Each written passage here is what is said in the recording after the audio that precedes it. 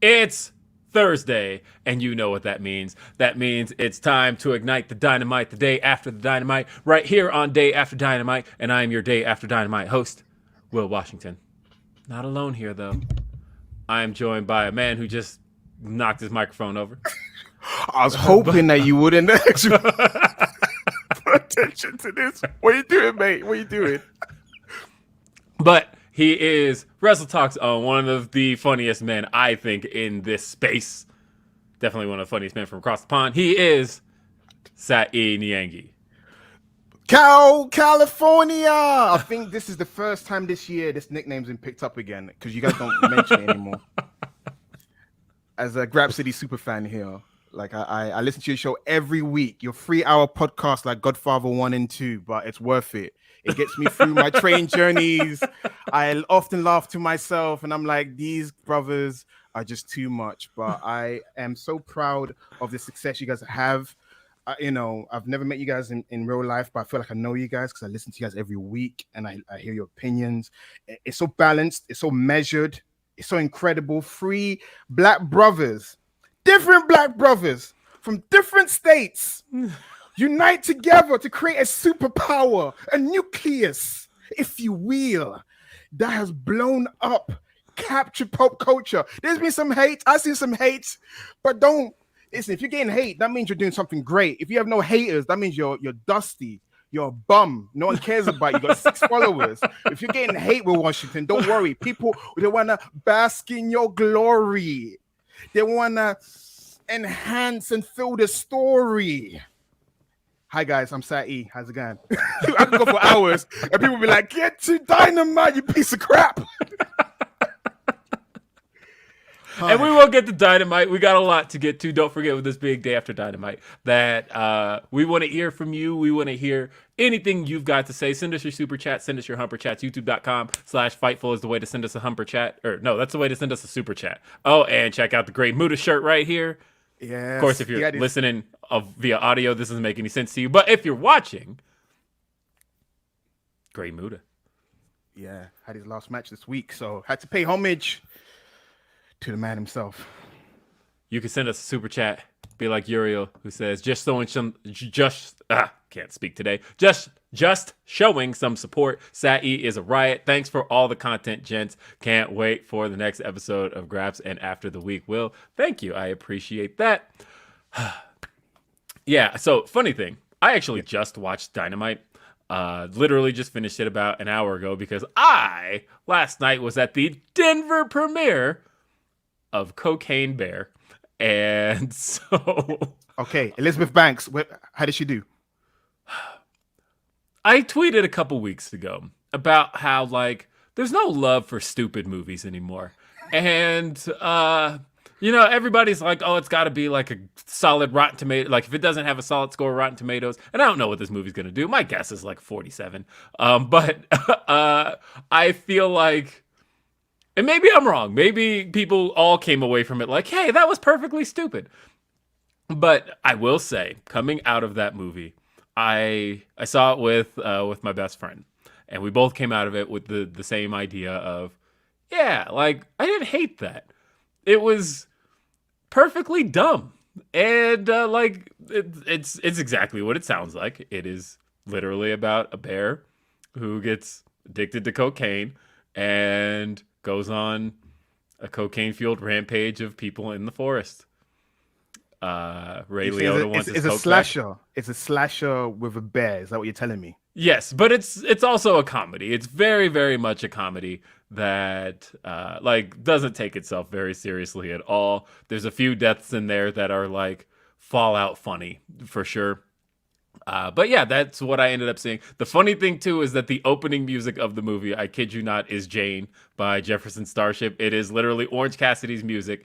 It's the opening notes. I was almost like I was sitting in the theater waiting for it to start, and I actually like kind of had Dynamite halfway on, and I'm like, okay, I gotta put my phone away, and then it's like movie starting, and sure enough, I'm like, oh my God, what the hell?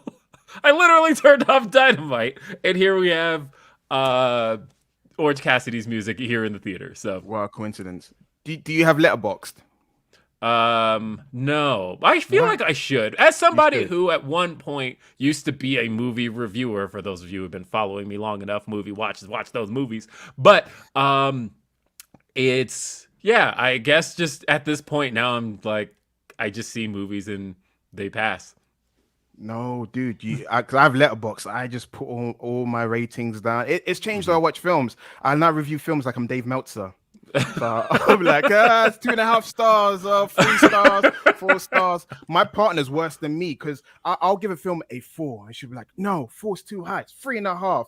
And if I give a film a 5, she's like, "Why is it a 5?" I'm like, it met the criteria of what I was looking for in the film, but she's like, "If you're giving it a 5, that means there's no room for improvement." So she's that tough. So yeah, she's very much, and I'm like, well, this film's a 5. Like X, the slasher film that came out last year, I gave it a 5. Pearl, I gave it 4.5. And then she felt like I kind of effed up because Pearl is seen as the more superior film in terms of the quality of performance. But I was like, X was more of a slasher. Pearl's more, I don't know how to explain it. You have to, have you seen Pearl yet? It's got Mia Goth in it. You ever seen X? It's got Kid Cudi in it. It's a slasher film with Kid Cudi. Really? X. Yeah, X came out last year. Do you like Texas I didn't. Massacre? Yeah. So that's the thing is I fell out of like horror and slashers for a long time, but people who know me and T know that was a thing that we were huge into. T, of course, still hosts this podcast. He watches a scary movie. Like he and I once sat through an entire Saw marathon in the theater. They advertised one day. They were like, we're gonna play all the Saw films back to back to back. You buy a ticket and you sit here all day. And we took the day off of work and went to the Saw marathon and sat through Saw movies. I actually got up for Saw 3 because I kind of hate Saw 3, but for the most part, I sat through all of those movies again. That's what we do. Oh no, that actually sounds really interesting. But you gotta watch X. Dude, it's a production of a porn film in a barn. So there you go. Kid Cudi's playing a porn star. He even get his little tiny butt cheeks on camera. And it's got Brittany Snow, who lets it all hang out in the film as well. And it's got what's her face, who plays Wednesday Addams. Now I forget her name. Her name is, guys, any of you watch Wednesday? She's in Gina the new Ortega? film. Yes, she's in it. She's in the film. Really? Well. Yeah. What the hell? Okay. From Ty West, the director Ty West. He did let me see, what is he known for doing? He did a film, I think Devil at the House or Devil at the Door. I'm trying to get the name of it. I'm trying to do you when you're trying to search for something. The House of the Devil, which came out in 2009. Have you seen The House of the Devil? Yeah, I remember House of the Devil. Yeah, so basically X came out last year around January, February time, and Pearl is the prequel to that film.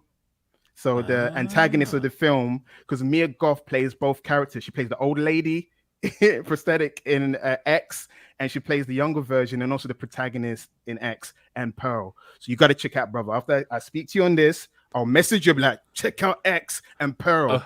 Okay, all right, I will check out X. Hey, you know what time it is here in the show. Will Washington! Thank you, Jeremy Lambert. How's it going? I am great. How are you, Jeremy? I'm well because I see your guest is Sat, who I love. I've done one show with him, and he became my favorite person ever. Love him way more than SP3, who needs to get punched in the face. I love Sat. You can't be saying that. Jeremy, I love him too, brother. But you can't slander the good name of my big brother, SP, man. You can't be doing that. Oh, SP3 knows I love him as well. I know you guys got a thing going on, but I still have to. I defend brothers. That's what I do. I defend all my brothers I love. I respect that about you. I respect that. You know, you will not even join in on my SP3 slander. You will defend him, and I respect that instead of jumping sides on him. No, I'll never do that. I even confessed that he was my best co-host, and he tagged Tempest, like the shit story he is. Okay, Alex McCarthy though. We can punch Alex McCarthy in the face, Nope, right? can't do that either. He gave me my start. So Will, I don't know if you know his backstory. So I did a Tough Enough style video where I sprayed baby oil on my chest. He chose me over established names to do the show with him. So that gave me my breakout, moment during Wrestling Daily. So I can never slander the good name of Brother McCarthy. That's my bro. Oh, that's my worst enemy. I can't stand Alex McCarthy. He's the worst person in the world. I'll tell him you said that. Is he still champion in your show thing, the debate show thing? Yeah, I think he's still the champion, unfortunately. I'll tell him When are we myself that I said that. He knows that I can't stand him. When are we bringing back Pillar to Post, Will? When are we bringing back Pillar to Post? Find people who want to do it again, probably. I mean, literally, if you did show of hands right now, like you could probably find a good number of people who would return from Pillar to Post.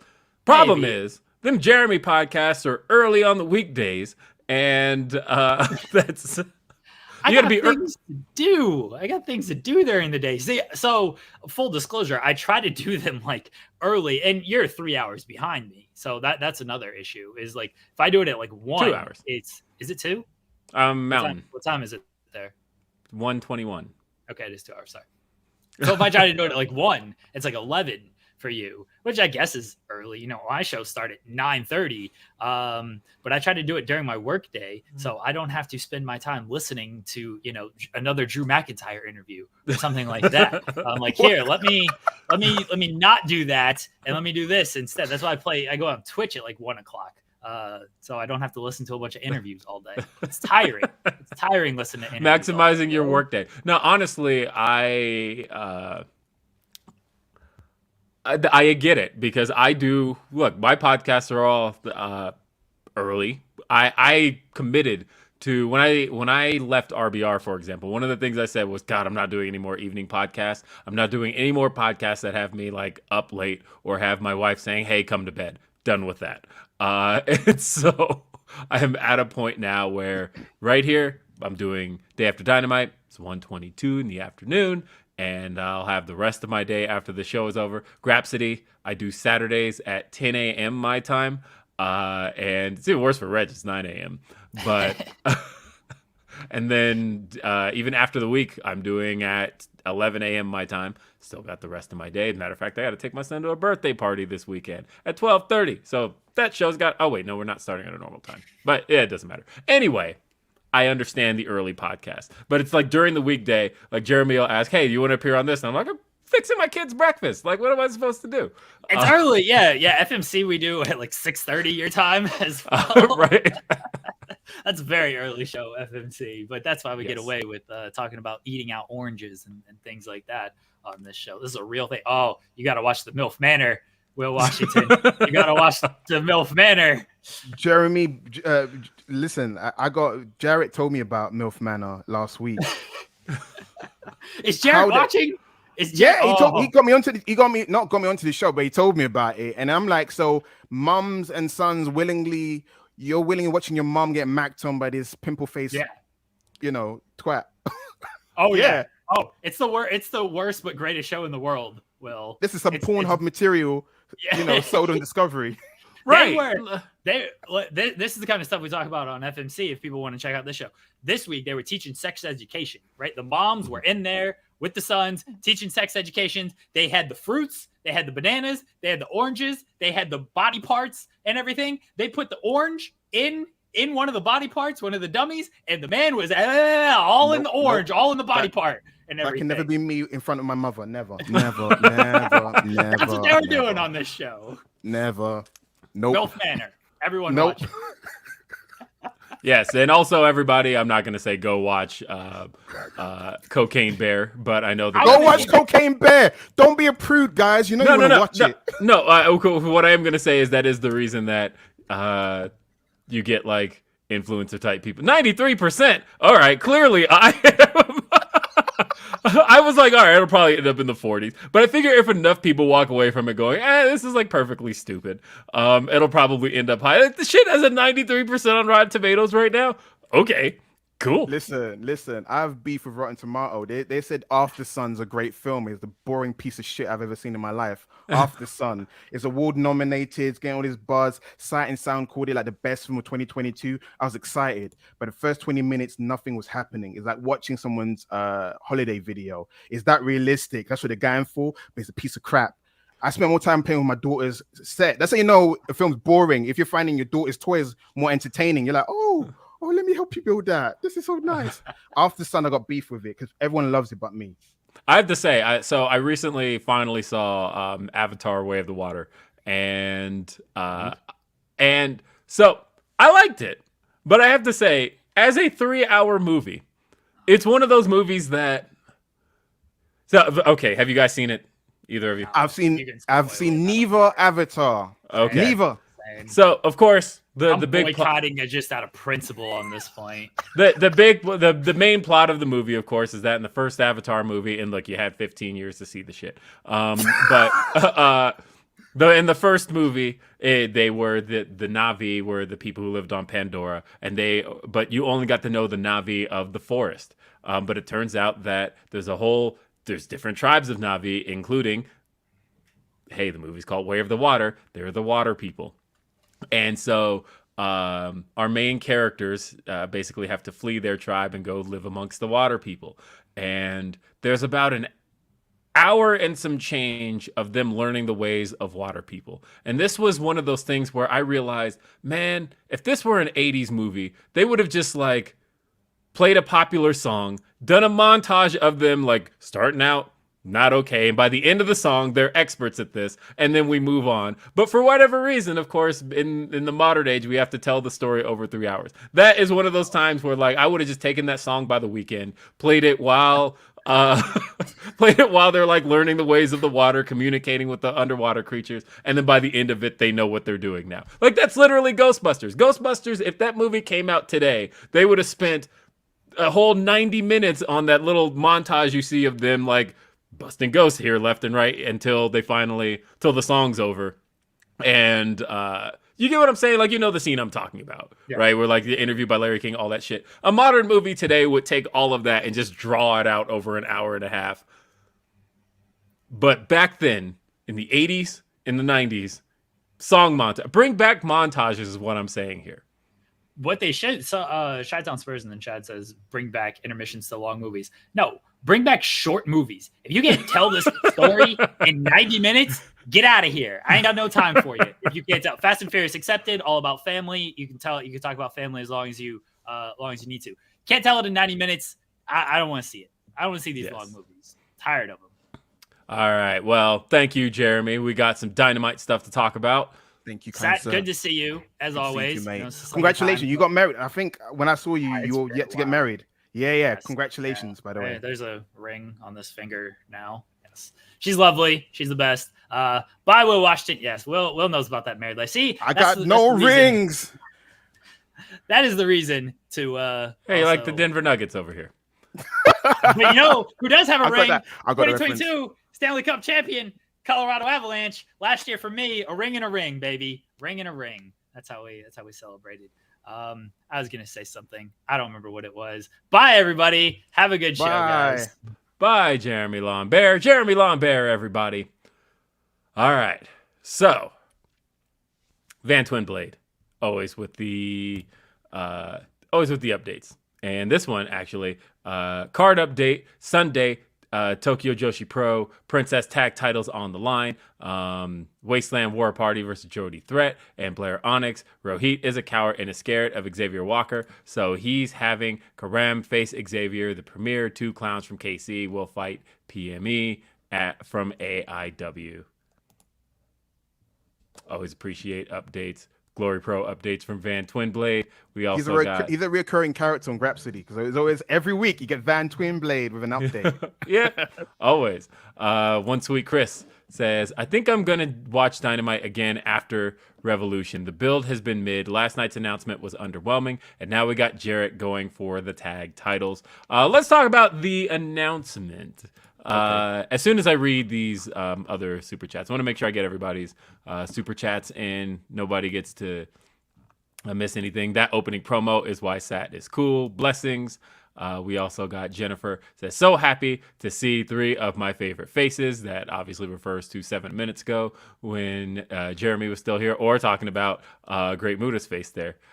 David Reed says, everyone is thinking FTR winning Casino Royale next week, but what about Sting and Darby? Give Sting a brief run as tag champs before retiring. I'll give my reasons on that. I could see it, except I don't know if Darby's going to be back in time. I mean, maybe he is, but I know that I feel like with Jarrett and Lethal winning, to me, I look at it as there were two major tag programs that came out of Full Gear. It was Jarrett and Lethal versus the Acclaimed, and there was FTR versus the Guns. And I think if you're going to do the four-way, and I hadn't even considered that Jarrett and Jay Lethal were going to win it, but once they did, then it hit me that, oh, are we combining those two feuds into one going into Revolution? Is it the two big tag feuds that came out of Full Gear, and we do FTR and the Guns, and we get the Acclaimed versus Jarrett and Lethal all as one thing? And that's why I can consider it being. That's why I think it's going to be FTR. Chi-Town Spur says, bring intermissions back to long movies. Yep, we just said that. Van Twinblade says, Cocaine Bear looks like the dumbest movie and is going to be a masterpiece like Violent Night, dumb as hell. Again, like I said, it was perfectly stupid. But I think in a good way. Like, I came away from it thinking, and I had fun with that. That was great. Let's see. Corey says, outside the Maniacs Online, this is one of my favorite stretches of AEW so far. Can't believe WB gave TK a third show just as he's going out of business. All right, let's talk about third show. Yeah. I mean, technically, third show existed already because some people may have forgotten that Roads to the Top got renewed for a second season. That was already announced before Cody left. And so there was kind of this renewal of Roads to the Top that they've been sitting on for a while, where it was like, well, we have Roads to the Top, but without the roads. And to me, as somebody who watched Roads to the Top last year, I watched it when it aired.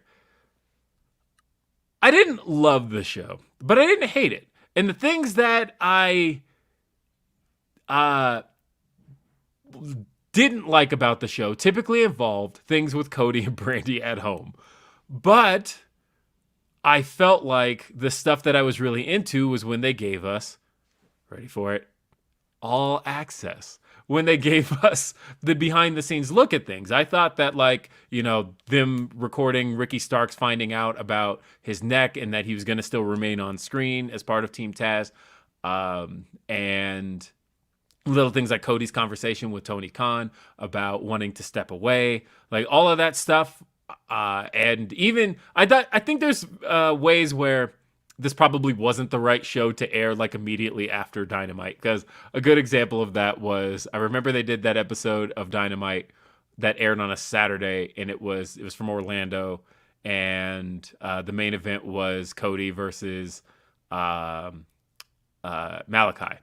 And that was the match where Cody pulled out the shovel and then he beat Malachi, where that was the third match where he finally won on the feud. And right after, they played an episode of Roads to the Top. And the episode of Roads to the Top they played centered around the first Cody versus Malachi match. And it showed them talking about the match. And you just showed them fighting on TV. And so I remember getting super annoyed that you literally pulled the curtain back. I don't mind pulling the curtain back so much in pro wrestling. We know pro wrestling's not real. But I mind it relative to the show. I don't need to see Cody talking to Malachi Black about their program literally after I just watched the match featuring Cody versus Malachi Black. But either way, but that was some of the stuff. Even seeing that, if I could see it kind of in its on its own and in a vacuum, I actually did like seeing them talking to each other. Malachi, you know, after squashing Cody, coming up to Cody, thanking him for that and all of that. That was cool stuff to see. And I realized the things I cared about most from Roads to the Top were the things that involved the wrestlers and the things that involved the wrestling, the stuff that kind of just pulled the curtain back, talked about some of the frustrations around happenings on the show and just how the matches went, things of that nature. And I enjoyed. I watched some episode as well. I watched when Shotty Lee and Julia went to Cody, like he's the dad, like, oh, we're dating now, and then he's like, oh, good for you guys. Yeah, no, that's great stuff. And so I thought that if you were going to continue the show without Cody, You can, because honestly, the stuff that didn't exist, or the stuff that existed without Cody, was to me the most entertaining stuff on the show. And it feels like exactly what this is look, Road to the Top did get renewed for a season 2. There's no Cody anymore. There's no Brandy anymore. They took a year to retool the show. They made it AEW All Access. They even mentioned Roads to the Top as their first reality project in the press release. Right. And so, of course, talking about the press release, let me just go ahead and pull that up. Let's just go into my emails because, folks, I am press, so I get sent this stuff. But I was sitting in Cocaine Bear when it came, and I'm like, don't open that. That's just rude. But so it talks about, it says TBS has greenlit its first unscripted series of 2023. Its first. Ooh. Further expanding its All Elite Wrestling franchise with AEW All Access, a follow doc from the perspectives of the league's biggest stars. The new series, which was just announced during another red-hot episode of TBS's AEW Dynamite, is slated to premiere this March.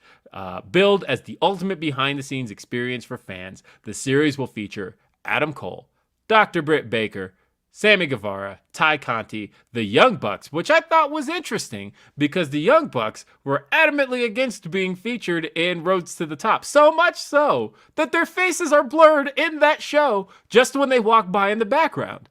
And so I am curious that was... that fueled a lot of the speculation around what was going on with Cody and the Bucks at the time, because here Cody's filming this reality show that cannot feature the Young Bucks for some reason. They literally walk by in the background of an episode and you just see a censor over their face. Why is that? I don't know. But they're going to be featured in the show. Saraya, Wardlow, and Eddie Kingston, along with Tony Khan. What? Forget Tony. Where's Jade Cargill? Yes. What? That's like a no-brainer. It's like she was great. SB3, you put in the comments. Shout out to bro SB3 in the comments. The beef between Jade and Red Velvet. That was one of my highlights. That was one of the highlights. That's the stuff I wanted to see more of like, oh, you slapped her too hard? Holy hell. Yeah. Like, okay, now y'all gotta square this up. And also, there's a few things. One,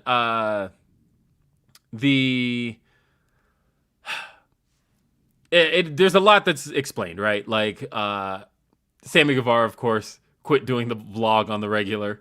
Now we know why. Like, he stopped doing it right around the time this started filming, which was back in November. And so now it kind of makes sense that, of course, Sammy Guevara, if he was being filmed by TNT or TBS, couldn't do his vlog anymore because it wouldn't necessarily make sense. But yeah, I would have wanted to see a few more people on here. It feels like they really wanted to focus on some of the relationships in the company. Like, clearly it centers around Adam Cole and Britt Baker. Adam Cole, of course, appeared on Dynamite to talk about the show is really going to have his recovery as a big story arc of the show. Obviously, Sammy Guevara and Ty Conti are the bigger relationship one of the bigger relationships in the company, so they'll be featured. Yeah, it's all, it should be interesting. You know what I do find interesting about all of this, though? What is it? I feel like it's in the wrong spot. When I think of content like this, because I think about how Total Divas was able to kind of open a whole new avenue to people who weren't necessarily exposed to pro wrestling, but but were into reality TV. And so there's a lot of people. I tell the story all the time of the time I sat next to somebody at a WWE house show one time, and Eva Marie had wrestled, and they were like, "Oh, hey, it's Natalie." And I'm like, "Who the fuck are you talking about?" I had never seen an episode of Total Divas, so I'm like, "Do you mean Natalia? Like, what are you talking about?" And she's like, "Natalie." And I thought, And this person didn't watch WWE TV. They only watched Total Divas, but they got tickets to this WWE show and were like, I'm going to go watch this thing I see. They're like, I want to see the fallout of the stuff I see on Total Divas. So, like, there's an audience for reality TV, obviously. And it could be a big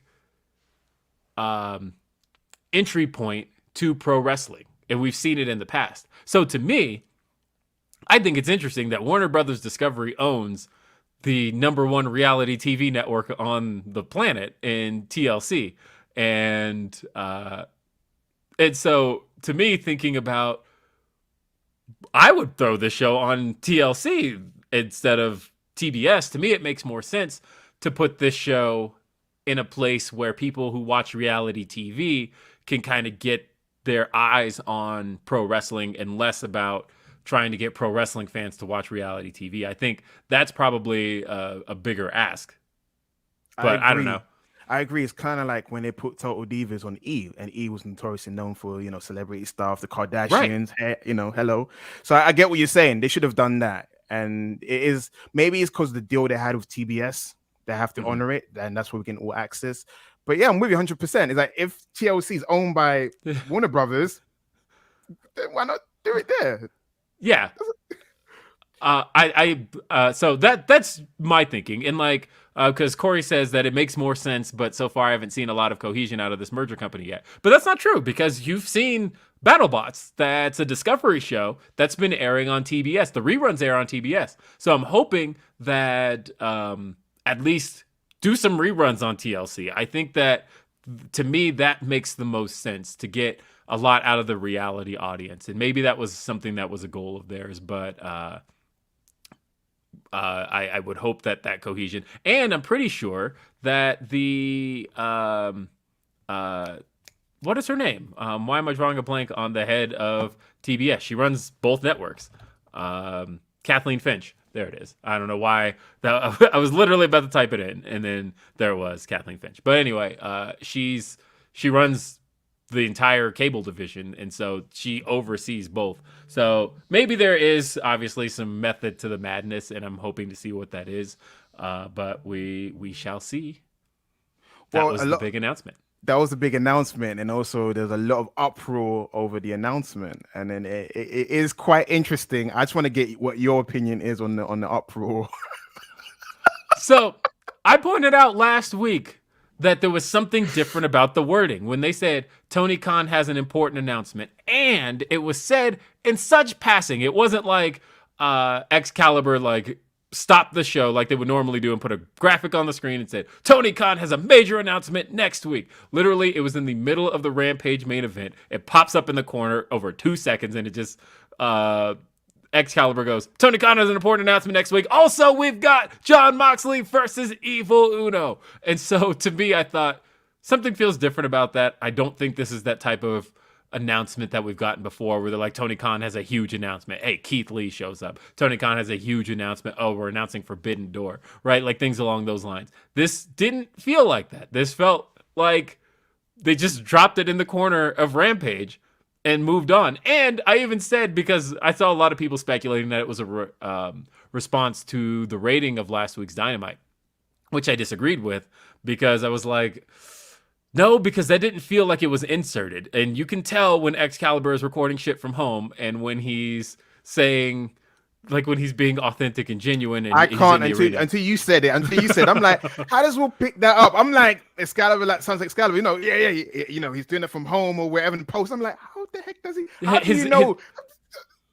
His energy's different. Like, and I know that because personally, when I'm on a podcast with somebody and I'm talking directly to somebody, I have a different energy than when I'm sitting by myself and I'm recording something just on my own. There's a whole different energy to it. And you can tell when like Excalibur is in the zone, talking with Taz by his side, talking with Tony Schiavone by his side. And when he's just like in his room, like Tony sent him a text saying, hey, I need you to re-record this. He's like, okay. But you just have a different energy about it. And I felt like that line didn't seem like it was inserted. And so to me, and maybe I was wrong, but I thought the wording was different. And I tweeted that. I was like, they've never called it an important announcement. That to me feels more company related than something related to the show itself. Now there was speculation around Forbidden Door too, because Spectrum Cable dropped in their pay-per-view schedule that Forbidden Door 2 does have a date. It looks like it's going to be June 24th, 2023. And who knows what's going to be happening there. I'm gonna say Mercedes Moné.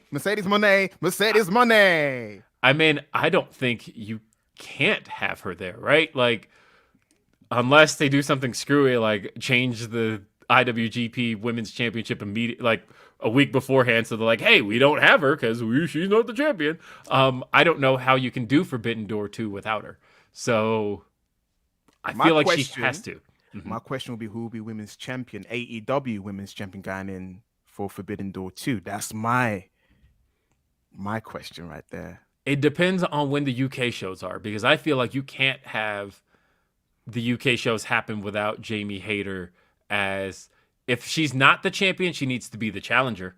And like, if there's one of two ways I would handle Jamie going into Forbidden Door, it would either be not Forbidden Door, going into the UK shows. I would either take the title off of her like 2 months beforehand and have her in the chase, so that way you could have her main event and win the title back in front of home country fans. From Britt Baker. You have it. Yeah. Britt Baker's in that weird Adam Cole, tweener NXT role where Kyle O'Reilly is trying to recruit Finn Balor in the group, but you know that eventually she's going to, snap out of this nice role that she's in. And I mean, that's Britt Baker. At the moment, I'm watching, we're going to get into the show, but I'm watching her friend give a title shot to someone else when she's yet to receive a shot herself.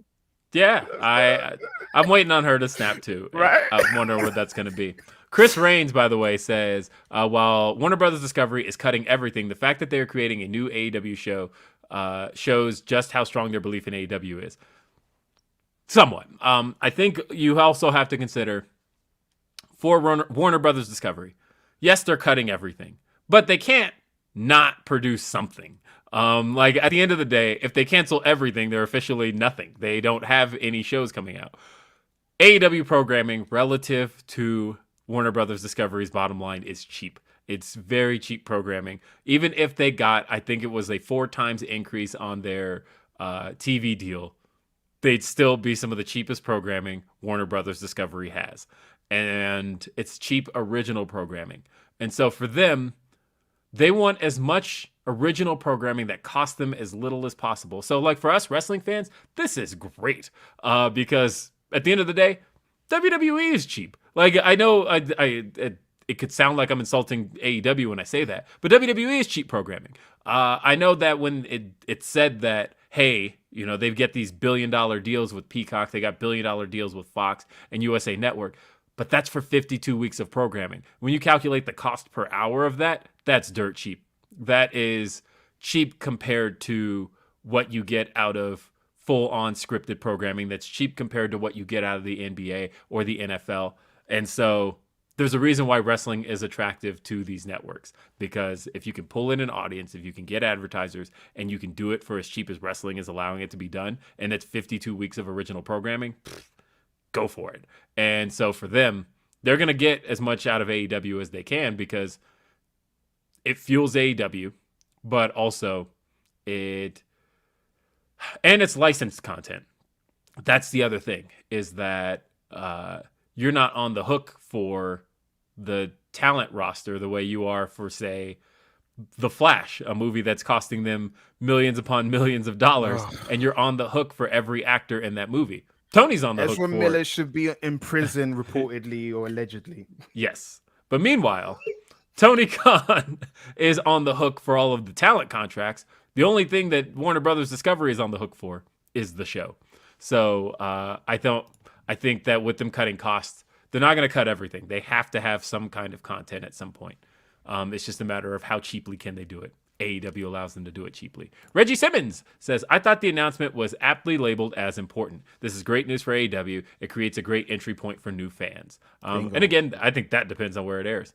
But I think it's great for the fans that exist. As far as the backlash to it is concerned, this is what I will say, Sat. Yes, sir. Has there been an AEW announcement that after it happened, after it was hyped for a week, and this one wasn't hyped for a week, this one was mentioned on Rampage and then dropped a couple of times on social media, but there was never like a big I feel like this one was kind of inflated by fans more than anything else. But has there ever been a major announcement that didn't have some kind of backlash? I think about Christian Cage. I love Christian Cage. Are you kidding me? Me I too. am one of the Christian greater than Edge guys. I think the Chad Christian memes are the funniest thing out there because they're very true. Somebody sent me a picture this week of Edge looking like Father Time on Raw this week, and meanwhile Christian in his suit, like I said, put them side by side. Christian in his suit, coming out and attacking Jungle Boy, and I thought, actually, this is about right. I love Christian. But I know that not everybody does, that a lot of people view him as the Marty Jannetty of that team, even though... No, but who does, like, whoever thinks that we need to have a conversation, like you said yourself, Christian Cage in 2005, I don't like watching 2005 WWE because you see the groundswell fan appreciation for the guy. The man that should have faced John Cena at SummerSlam 2005. Yeah, at SummerSlam, definitely. At SummerSlam, he should have had the title match. Why did Jericho get the spot? You know, one day we need to talk about that because I hate that period because Jericho, Christian was over. Tyson Tonko, him, that energy, that music, not that crappy music he had when he came back. That music, that music, waterproof blonde. No, when those strings hit, the crowd goes nuts. Like the week before the draft, when he comes out and calls out Cena. Yes. And it's almost like WWE, like in a backwards way, listen to the fans, right? Because there was this, I remember in 05, there was this big push that was like, send Christian to SmackDown, send Christian to SmackDown. But the reason that existed was because people wanted to see Christian versus Cena so bad. And it was like, okay, you got to draft Christian to SmackDown. And then, oh, even better, SmackDown came to us. And like when Cena got drafted to Raw, there was immediately this feeling of, are we getting the Christian match? And then, Cena comes out, he cuts his promo and all of that. And then he does, do you want some? Come get some. Christian's music hits. Everybody's going nuts because we realize the moment is in front of us. Christian versus Cena. Here we go. You've been hinting at this for months, going back to the Royal Rumble when they had that confrontation. Christian picks the number, all of that. Christian cutting the rap at Backlash and calling John Cena, Corey Haim, all of that stuff. And he had been calling out Cena for so long, we got this confrontation. And then you drafted Christian to SmackDown after you drafted Cena to Raw. The only reason people wanted Christian on SmackDown was because they wanted the Cena match. And then we got the confrontation. They did the triple threat at Vengeance. And then they drafted Christian. And I remember feeling like, no, you're doing this wrong. No, now is not the time for Christian on SmackDown. Christian should be on Raw with John Cena. What are you doing? And the funny thing was, what was the reason that we were given from the reporters? At the time, they said that, well, they found out Chris Jericho was leaving the company at the time, and so they wanted to give him an exit storyline, so they put him with Cena. But Christian left a month later, so you lost both. Right? So... They put him on SmackDown, let him feud with Booker T. Oh, JBL faced Batista at SummerSlam when it could have been Christian versus Batista, and then put the title on Christian. Then you would have had a great run. That run he had in TNA, that could have been on WWE, got into 2006. So many things. They blew so much there, especially because I remember feeling like the rise of Christian felt so special at that time period because as a I was a teenager through the Attitude Era. And one thing that period felt like it was giving us was the rise of the Attitude Era's mid-card. That all of a sudden we were seeing these guys who were under The Rock, under Austin, under Triple H, all of those guys starting to rise. We were seeing Edge rise. We saw Benoit, Guerrero. We saw those guys get their rises. And Christian felt like one of them. He felt like one of those guys that was a middle-tier guy just a few years ago. But now he's going to get his due in the same way that... The Rock and Hunter were underneath. Like it felt like in a 98, hierarchy. right? It's like the way that those guys were underneath in 96, 97, and they got to rise, and now we were seeing the underneath guys from their era rise. And then for whatever reason, it just felt like WWE was like, nah, actually, we got some guys we need to leapfrog them. So actually, they're gonna get the spot. They're gonna get the spot. It felt weird. I didn't like it. Anyway, though, talking about the announcement thing, I don't know. I just always feel like there's never an announcement made to me that doesn't have some sort of negative reaction. I know that even like I remember Forbidden Door last year had a lot of negativity around it. A lot of people saying, "Well, who even knows who any of those guys are? Oh, this is just for the hardcores." Like I remember all of that stuff at the time.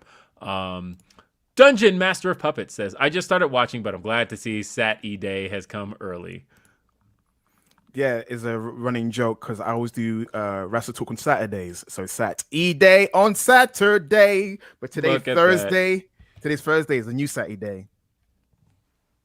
I love Thursdays. I love this show.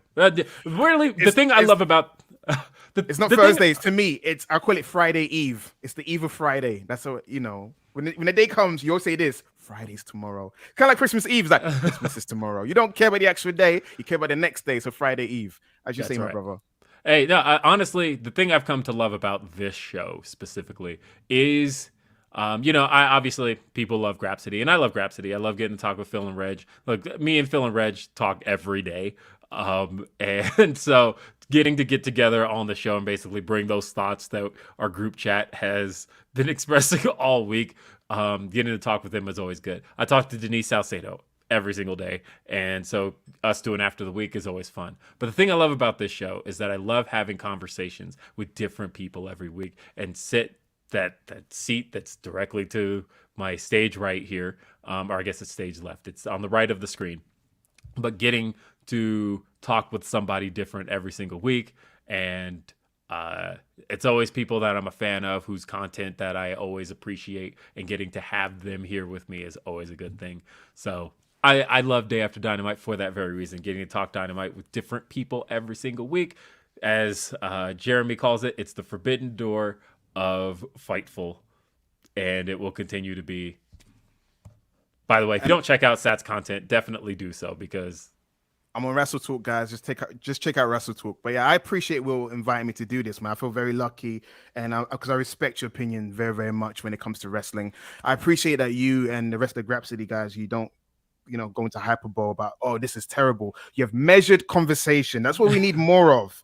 People forget that we're human beings. People like with the Twitter thing are quick to throw jabs at each other when it's like, let's have a respectful debate. Let's keep it friendly. Let's not chuck your pram. No, and honestly, it's the thing that I've been saying for a couple years, and Phil is very much on lately, which is I'm really big on. I don't have a problem with anybody. I mean, if you're like an asshole, I usually just have you on mute. But for the most part, I try not to have problems with anybody. I always say I don't beef with people. I beef with takes, because at the end of the day, I like to keep it just about the thing we're talking about. Like, I'm never going to be that person to be like, if somebody says, hey, that match you liked was bad, I'm not going to be like, well, you're ugly. Like, but I feel like that's something people do on Twitter all the time, right? Where they're like, well, I don't like your opinion, so therefore I'm going to make this about you. And I think, how did we lose sight of the thing we were even talking about? Because at the end of the day, I think it's interesting because, you look at my mentions, and from time to time, if I say something positive about AEW, and for the most part, when I'm live tweeting stuff, I usually just tweet about the stuff I'm enjoying. And if I'm not enjoying something, I'll usually not say anything.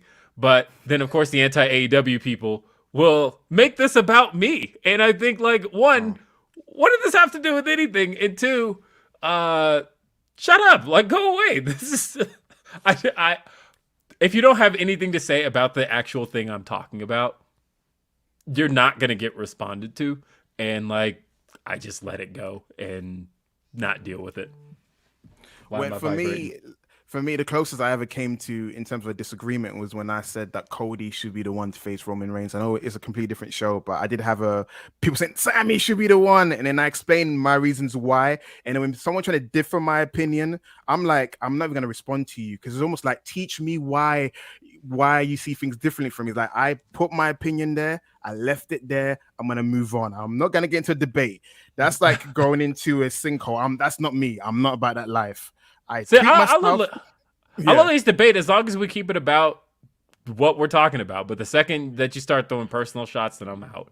It gets tiring. For example, you eloquently explain stuff on your Twitter. So it's like, what else have you missed in the words? Like, not in that space. You know what I mean? It's like, that's why, bless you for actually having time to respond. But I was like, he said what he said. Mm-hmm. What else can he say? There's no other way for you to rephrase a tweet without someone, you know what I'm saying? If you don't understand it, you don't understand it. That means that tweet's not for you. That's why I see it. When I tweet something and someone disagrees, I respect that they disagree, but I'm not going to get into a debate. I'm like, listen, agree to disagree, because I'm not going to teach you my thought process into how I got there. I'm not mansplaining stuff. Right. Lord Zypher, by the way, says, I find it impossible to believe Hobbs will not be on the Revolution card. What do you think the chances the face of the Revolution ladder match gets added and Hobbs is the Joker? I don't think they ever do the Joker in the face of the ladder or face of the Revolution ladder match. I think that's usually just because everybody's in the ring at once. But I mean, 2 years in a row they've done it. I don't see why they don't do it a third to see who gets the shot at Wardlow or Samoa Joe, depending on who walks out of that match. Alexis Ramirez says Christian greater than Edge. I mean, I've always thought so. I agree as well. Like, Christian's that guy. Give him anything, he makes it work. Crybaby gimmick, makes it work. Make him a Junior Rock, he makes it work. Him and Trish, he makes it work. I tend to forget that where the peeps came from was him being Junior Rock, like. They're going to rename him or something. I have to go back. There was a rumor, right? They're going to rename him. But the thing was, Rock had dubbed him the new People's Champ. Or not even dubbed him, but he said he was the new People's Champ. And he's like, I'm doing this for my peeps. And all of a sudden, he has peeps. But it was literally him being the Junior Rock. He was the People's Champ. Let's see. Ricardo says, I was there. It ruled. Crowd was white hot. How did we come across? I thought Phoenix, Arizona came across quite well. That is a great arena. They were able to do some great wide shots because I think the show had done well over 7,000 fans. And that was obviously enough to really be able to fill that entire lower bowl. I thought it all sounded great. And we can even talk about where the sounds all came from, because the opening match saw Orange Cassidy defending the All-Atlantic Championship against Wheeler, Utah. You know what I appreciated here, Sat? What did you appreciate, my friend?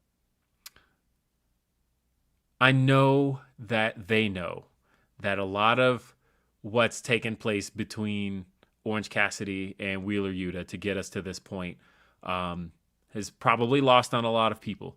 And I did appreciate, as somebody who knew, remembered, and saw all of that content as they showed us in Orange Cassidy's entrance, I appreciated all of that. I thought they were showing content from 2021 of Wheeler Yuta first being brought in as part of Best Friends, all of that stuff. And just showing us that as a reminder before then, during Wheeler's entrance, showing us that Wheeler Yuta, the promo that he had with Orange Cassidy on Rampage this week. Because I know we tend to harp on over-explaining things to fans, but I don't like to look at it from that perspective. Sometimes, as a fan who just remembers all this stuff, I like being reminded of things. I like being like, oh yeah, that was cool. Oh yeah, you're showing us that. That's cool too. Like, it's not so much that I'm looking at it from the perspective of a casual viewer who may not know, but as somebody who just does know, I like reminders. I like being shown stuff. And as a matter of fact, that's the stuff I hate. I hate when continuity is broken. I hate when you're avoiding things, that you could be bringing up where it makes more sense. I think I harp on this show was QT Marshall's relationship with the bunny. And then like a couple months later, he's talking about his wife and kids. Married. And I'm like, but you just had a story. Don't do that, because I like content being referred back to. That's what this is all about. And so I said all that to say that I enjoyed this entrance. But more than enjoying the entrance, I enjoyed this match. What did you think of this match, Sat Niangi? Well, sir, I agree with you in terms of the entrance. I wrote down in my notes that I loved it how they recapped everything as they were coming down the ring. It was a great spot to do it as well. You know, you got both men coming down, and then you had the whole video recapping the promos and then the history. But in terms of the match, I wrote down the AA, that's what I'm calling it. The AA title is the workhorse title thanks to OC. This match slapped. You talk about Will Washington's definition of storytelling, which is in the ring, right? The seat belt, and then you had the rat trap, the mouse trap, then you got Claudio smacking the crap out of Wheeler. It's like, stop doing the best friend style wrestling. Go do some BCC style wrestling, and how he turned it around and he became more aggressive in the ring. And then I love also the storyline thread throughout the show is how the Blackpool Combat Club are leaning towards the tweener / Hildem. Yeah, they really are. Episode.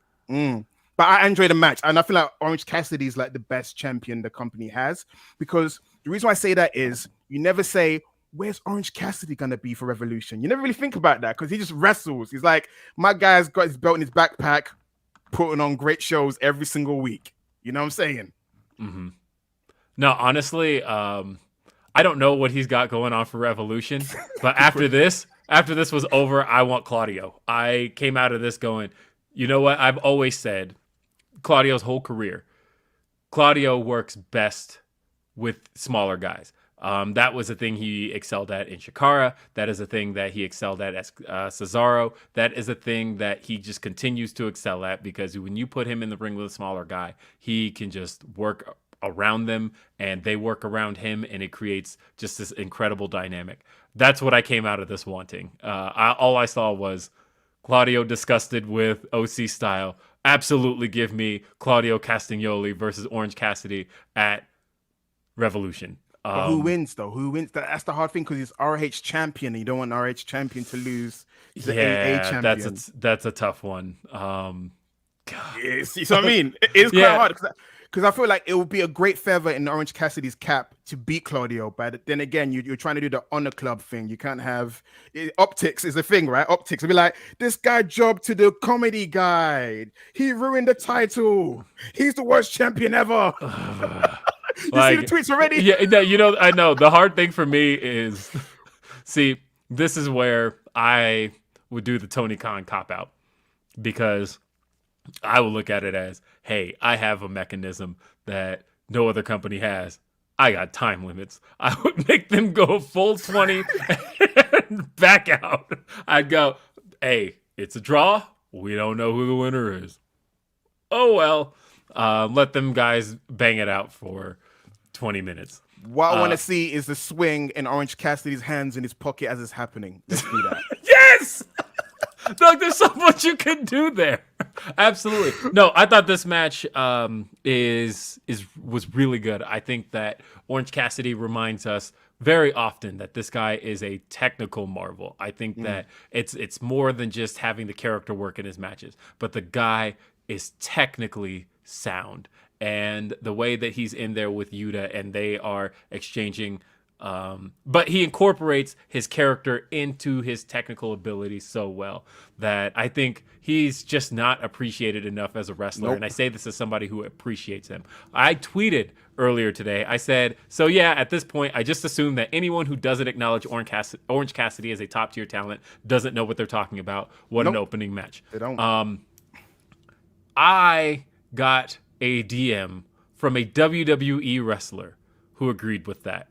And so just know that when you feel like, when you get in those modes of AEW versus WWE and things along those lines, and you kind of get into the Jim Cornettes of the world who are like, oh, look at Pockets in there. He's a disgrace to this business. Pockets, Pockets, Pockets. Just know that the wrestlers don't see it that way, and that the wrestlers can see what Orange Cassidy brings to the table, and that he is a guy that everybody should want to get in there with. You see how hot this crowd was behind him. Yes. He was the perfect guy to open up this show. That's why I knew the crowd was great as well, because there's been some weeks when Orange Cassidy's intro hits, and when the song starts and the light comes on, you hear tepid reaction. There's some weeks when I got worried that the Orange Cassidy act wasn't as over as it used to be, but listen. Last week is a good example of that. Yes. Last week, Laredo, Texas didn't give him that, but this week, Phoenix gave him everything. Yeah, for me, his entrance is the litmus test of the crowd for me. So when his song starts, and if you hear more music than crowd, I'm like, ooh, you know what I'm saying? No, and this was great. I thought he was really good here. I think that, but Wheeler also. Let me give Orange Cassidy just a couple more props, and then I will give it to Wheeler.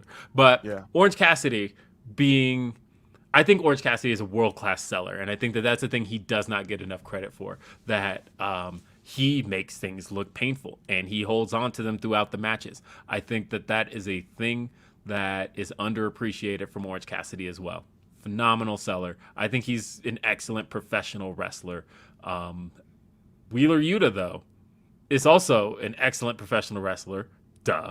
But as you mentioned, the story of him working best friend style, realizing, and then Claudio giving him grief for that and him turning it around and going into his more Blackpool Combat Club style was great stuff. And the way he was able to switch that up in the match, the way that they were able to play off of each other. And yeah, you mentioned him having a little bit of a tweenerness to him. I mean, the crowd from the beginning, Wheeler's music hits, they're booing him. And they want Orange Cassidy.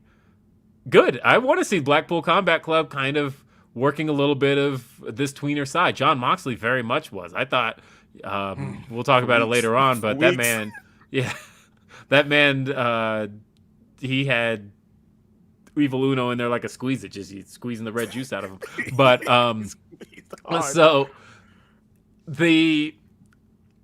I love this. This was a great way to open the show. This was a great opening match. I came away thinking, all right, I don't know what else this show has, but literally if it ends here, I am A-okay. For me, it was the best match of the night for me. I do feel like, and they gave it ample amount of time as well, which I appreciated. Yes. It could have been a quick TV match where you got straight to the point, OC wins, but they told a story. So many near falls towards the end as well. You didn't know who's going to win at one point. You're like, wait, is Wheeler going to pull it off? And then after that, Orange Cassidy, he gave one of the best modified version, as Jay would call it, of an orange punch where Yuta was in a kneeling position. It almost looked like a Tito Santana flying burrito forearm to the face. I just love that, connection. Orion Ben 666 says OC did the gum spot better than Caden. That's great stuff. I forgot about that. There was another thing on this show that I'm loving. Some of the new camera direction that they're doing now with, especially when they have better attendance. With this show being one of the better attended shows of the year, with them having the lower bowl pretty much entirely full, one of the things I like that they do is they kind of shoot the hard camera at a bit of an upward angle. And so you're seeing a lot more of the crowd. It looks like this kind of huge sea of people when they shoot at that upward angle. So you're not seeing the backs of the front row anymore. But what you are seeing is just people, and they're lighting them with white lighting. So it is seeming like you can see the people in a way that you couldn't necessarily before. Now, obviously, when they don't have good attendance, don't do that. Do the opposite and shoot kind of at a downward angle, capture more of the ring, and get less of the empty seats if there are. But this was one of the better attended shows. There was no reason to not show this out the way it looked. Great stuff. I missed the old lighting though, the initial lighting they had. Like better than I. When they changed the lighting, because pretty much when they came back on the road. It was when they went back on the road. Everything kind of had a little bit more of a purplish hue to it. And so I watched one episode like going back on the first year, and I'm like, I like the look of. I don't know. There's something about that look. The company's been around for 4 years. I'm already getting nostalgic. Right. I'm like, honestly, though, you know what, though? I always look at it relative, right? Because if we're in 2023, if you think about the company starting in 2019, I mean, think about the difference between like 1999 Raw and 2003 Raw. Like, those are two entirely different shows, right? So, like, you're allowed to feel nostalgic at this point when if you were talking in 2003, you were feeling a little nostalgic for...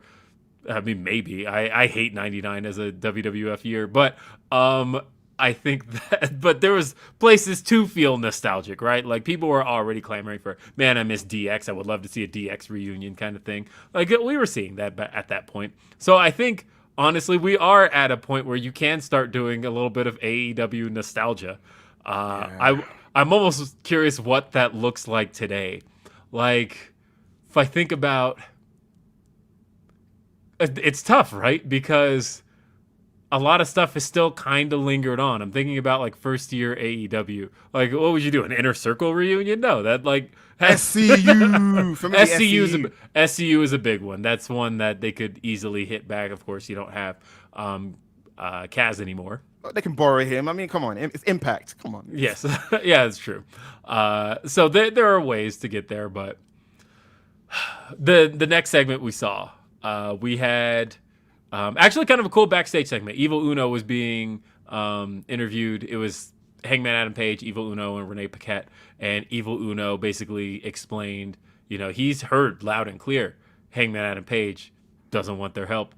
And but you talking about how you don't have friends tells me that you're the one who hasn't been paying attention. You're the one who hasn't been listening, and the Dark Order is going to stand up for itself. But that means I don't want you interfering in this match.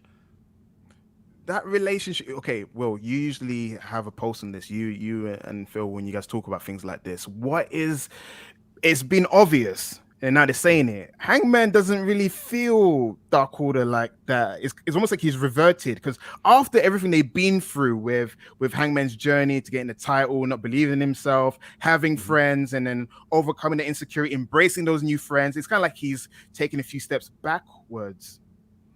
Yeah, I mean, that is because it does feel like, we talked a few weeks ago about Hangman, dropping the hint that he's got to mend some fences, because in it kind of working backwards, it does feel like at some point he has to end up back with the Elite. It's just a matter of when. When, for real, contract negotiations and all that BS, No, I'm talking really? I'm talking about Kenny Omega. And no. I'm talking about what I just saw in the chat. But we'll get to Dynamite ratings in a little bit. Oh. But I am curious about that, because that's going to create a really interesting Twitter day. But the next segment we saw, we are introduced to Ricky Starks. This was a great segment, but there was a lot of things in here that popped me even more. So Ricky Starks gets in the ring and says that he has been trying to get his rematch with Chris Jericho, and he hasn't gotten a response from Jericho, so he's moving on. The crowd pops for that. There's a I was too. They got me. I was like, oh, this is great.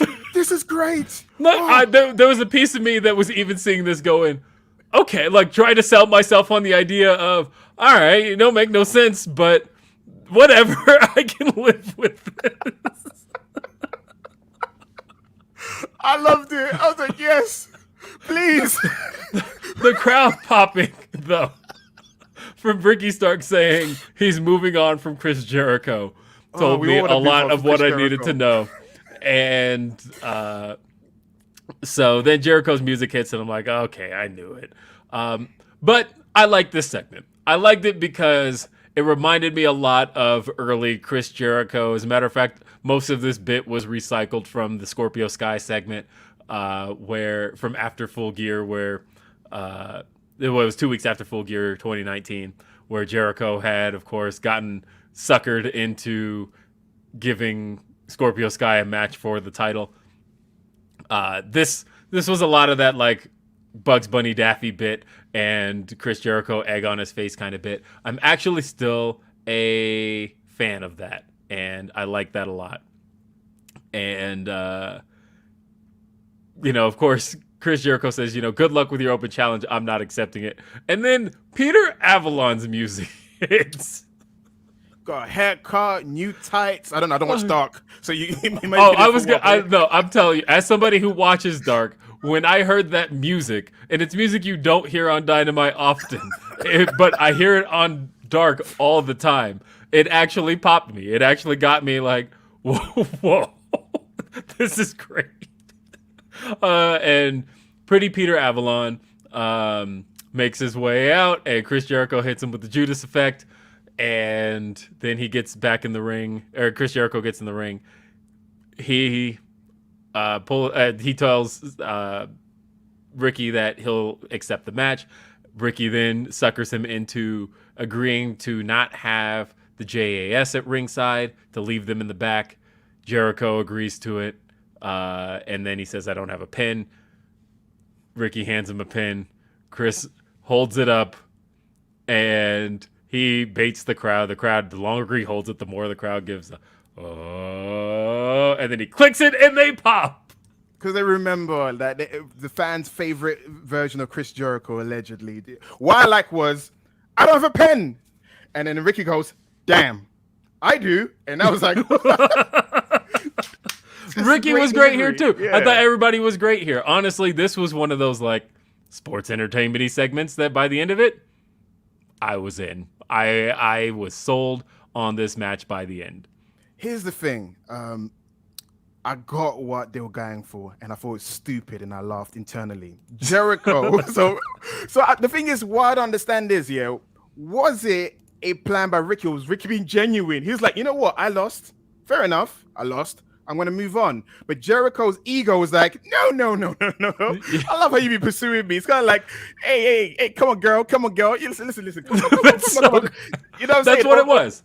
Yeah. Oh, sorry. Let me change the gender. A woman. A guy's been chasing. It's like Roger and sister. The moment Roger start following the sisters, hey, where did Roger go? Roger's got a new crush. That's what it felt like when Peter Avalon came out. That's when Jericho goes, I gotta stop messing around. I need to, you know what? Because when he said Revolution, he's like, wait, who am I gonna wrestle at Revolution? I think that's what Jericho thought as well. He's like, I spent all these weeks, this whole months, terrorizing this guy, and I might not get on pay-per-view. You know what? F it. Put me on the show. I'll wrestle you. Sure, I'll do it. I just love it played to his ego. And I was like, I get it, but it's stupid, but I got it. I liked it. And honestly, this great way, like in the feud here. Ended Revolution, give them their match, one-on-one. That's it. It's over. Patchy Rick says, when Starks first announced the open challenge, I was hoping Action Andretti would answer. The whole proving myself kind of story. But of course, no one can leave the Jericho Vortex on their own. But look, this has been one of the shorter Jericho Vortexes. Are you sure though? I don't know. Is Jericho gonna win? I hope not, because as I've said, Jericho has a streak they can keep alive as long as Jericho wrestles in AEW, and that is the fact that man has never won at Revolution. I would love to see that be the thing he can't conquer. That the first Revolution lost to Moxley, second Revolution lost to the Young Bucks, third Revolution last year lost to Eddie Kingston. This year, if he loses to Ricky Starks, it needs to be the story of Revolution. Chris Jericho just can't seem. He's won at every other pay-per-view, but he can't seem to win at Revolution. It's you're going to the show. You're going to the show? Uh-huh. I know you don't want to waste your one question. It would be great if you did bring up, if you did lose and you just make it a thing. So, you know, Jericho's like, Jericho would be like, just do a meter, like do a Revolutionist meter or something like that. That might be right. Something like, you know, the losing streak, kind of like the Undertaker. I could see Jericho probably like, let's make it a thing. Like I always lose this and kind of conquer it this year and I lose. And I kind of honestly, year. And because I think I said a few weeks ago, what I would love to see is Jericho get beaten and there'd be like a Revolution graphic like Undertaker at WrestleMania, and it comes up on the screen 0-4, 0-5. And Chris Jericho Revolution just seems to be the event that he can't seem to get past. That'll be great. Let's do that. Let's make that a thing. So then we had a quick little tag team match. It was Lee Moriarty, Big Bill Morrissey. Of course, I've been pushing for Big Bill Morrissey. They said it once on the AEW All Access, not All Access, Unrestricted podcast, which, by the way, has a new theme song by Rick Ross. And have you heard this? No, I haven't. I haven't listened to Unrestricted in a couple of years. It's been a while since I listened to the podcast. They have a new theme song, AEW Unrestricted does, by Rick Ross. It's literally just him going, huh. I was saying, it just starts with, huh. Aubrey Edwards, Tony Schiavone, Unrestricted. Like, that's it. It literally, they probably just called it. How much they pay for that feature? How much they pay for that feature? I imagine it was literally just, hey, while he's walking by backstage, can we just get you like 10 seconds? Just come in his booth real quick. All right. All you need to say is, in very Rick Ross fashion, just say unrestricted, Aubrey Edwards, Tony Schiavone, we're good. And just Big walk motherfucker. It'd be great because this is a big motherfucking podcast. And that's it. But no, if, for those of you who haven't heard Unrestricted lately, their 2023 theme song is actually done by Rick Ross. Nice. And it's so good. Like, honestly, it's perfect. But yeah, we had Lee Moriarty, Big Bill Morrissey versus The Acclaimed. This wasn't very long. This was more so just to get The Acclaimed, kind of a solid victory going into Revolution and beating a couple of guys from The Firm. The Firm. What could have been? On paper, it seemed like a decent idea, right? A group for MJF to have where he becomes champion to rule the roost. Because a part of me, when we get down to it and speak more about MJF, I do feel like he's missing a valet, a hito group, something to bounce off, because he looks too solo, too naked at the moment. But we'll get to that in a moment. The Firm should be treated better. Big Bill showed traces of the charisma he showed in WWE when he was doing the scissoring thing. I just laughed the whole way through. I'm like, come on, that's Bill. It's kind of like if Kevin Nash, you hired Kevin Nash and you told him, just don't show charisma, just be a stereotypical giant. Just let Bill be Bill. I feel like he's playing a role. Lee Moriarty is too talented to what they're doing with him at the moment. Heck, he had new hair color, it's new swagger, and then he's reverted back to his old hair color because they're not doing much. It's kind of like the Ali effect on Monday Night Raw. New look where you're like, if they're not pushing me, why the heck did I invest time in a new look? Because I'm not going nowhere. Right. The Firm needs to do more. I feel like they're underutilized. I feel like there's no direction where it makes sense. Just put them with MJF. They'll be part of the main event storyline. They'll be heavy hitters. They'll be part of the main event scene. At the moment, it's like there's just too many fragmented pieces, and it just doesn't make sense. That's my 2 cents on that. There's not much to talk about match-wise. Christian Cage is about to be interviewed by Tony Schiavone. He's jumped by Jungle Boy, but Jungle Boy can't work up the guts to hit him with a concerto, and Christian hits him with a low blow and then hits him with the chair, busts him open. That's another match probably being added to Revolution. I love how Edge and Christian, they're in the same kind of soliloquial, situation. I've got a long-term feud. I got a long-term feud too. I've got Judgment Day. I got Jungle Boy. But the only difference is I feel like Christian brings the best out of Jungle Boy Jack Perry. I feel like that's when he developed the gritty side that he has. And then they got a story to tell. I don't mind it. The only issue was Christian was injured at the time. When he beat Luchasaurus, it should have led straight away to a match with Christian, but they had to wait for a little while. So I don't mind them finishing off a storyline to graduate Jungle Boy from being a Jungle Boy into being a Jungle Man. Yes. And honestly, Luchasaurus was injured in that match too. So like, I always appreciate Luchasaurus sticking around for that. And before he had his surgery, he worked a cage match with Jungle Boy injured to make sure that they at least got some kind of payoff to that. Great match too.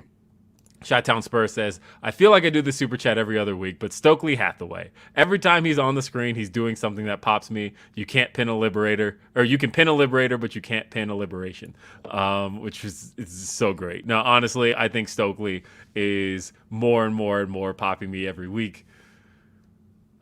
We then had they've been experimenting a little bit with the where the women's match ends up, because it's usually in that 9:30 time slot, or it had been, but the last month or so, it's been various places. It was in the main event last week. They've been kind of top of the hour before. This week, they were up just before the top of the hour. This was Saraya versus Sky Blue. If you know anything about Sky Blue, this was a big deal for her because she's super young and grew up with Saraya, which makes Divas era. Which makes me feel super old. I'm 33. I'm newly minted 33. Just turned 33 last Sunday, so I know how you feel, man. Right. And so, but Saraya versus Sky Blue, and this was a short affair, but I thought Sky Blue got to still look like $1 million in there. against Saraya. I thought she looked better than Saraya. But I think this was also Saraya's better showing. I think Saraya looked. Saraya. We need to Yeah, talk about I know Saraya. we do. I think though she looked better here than she did at Full Gear in a single showing, and I think she needed a competitor like Sky Blue to bring a little bit more out of her and what she's going to do in the ring. I don't think Britt was the right competitor for her. I mean, I think Britt was the right one in the sense of being The marquee match in terms of being the marquee match and being a foundational piece of AEW. But in terms of being the right opponent, I think somebody like Sky Blue works better for Saraya than anybody else does. Like, I would like to see Saraya versus like Riho. I think that's somebody who could bring something out of Saraya. Nah, listen, a part of me is asking, do I have Mandela effect? I swear she was a good worker. You know, the ones her match with Emma, I'm like, she can do stuff. Is it a case that she needs to go to the Nightmare Factory or Jay Lethal's wrestling school and have some seasoning? Is it like the ring rust? She needs to knock it on its head? Because I feel like a lot of people have been saying, she's a few steps behind all the other women. I mean, she did pave the way. Listen, she did two moves. She did whatever that was. That move, that miscommunication. She did some sort of cradle suplex, whatever that was, and then the Scorpion crosslock to get the victory. That's only two moves she did. She did a couple of rest holds, a couple of leg scissors, and that's what I saw in the match. I'm rooting for Saraya. Don't get it twisted. No. I'll say what I feel Saraya's wrestling comes off like. It feels very Divas era.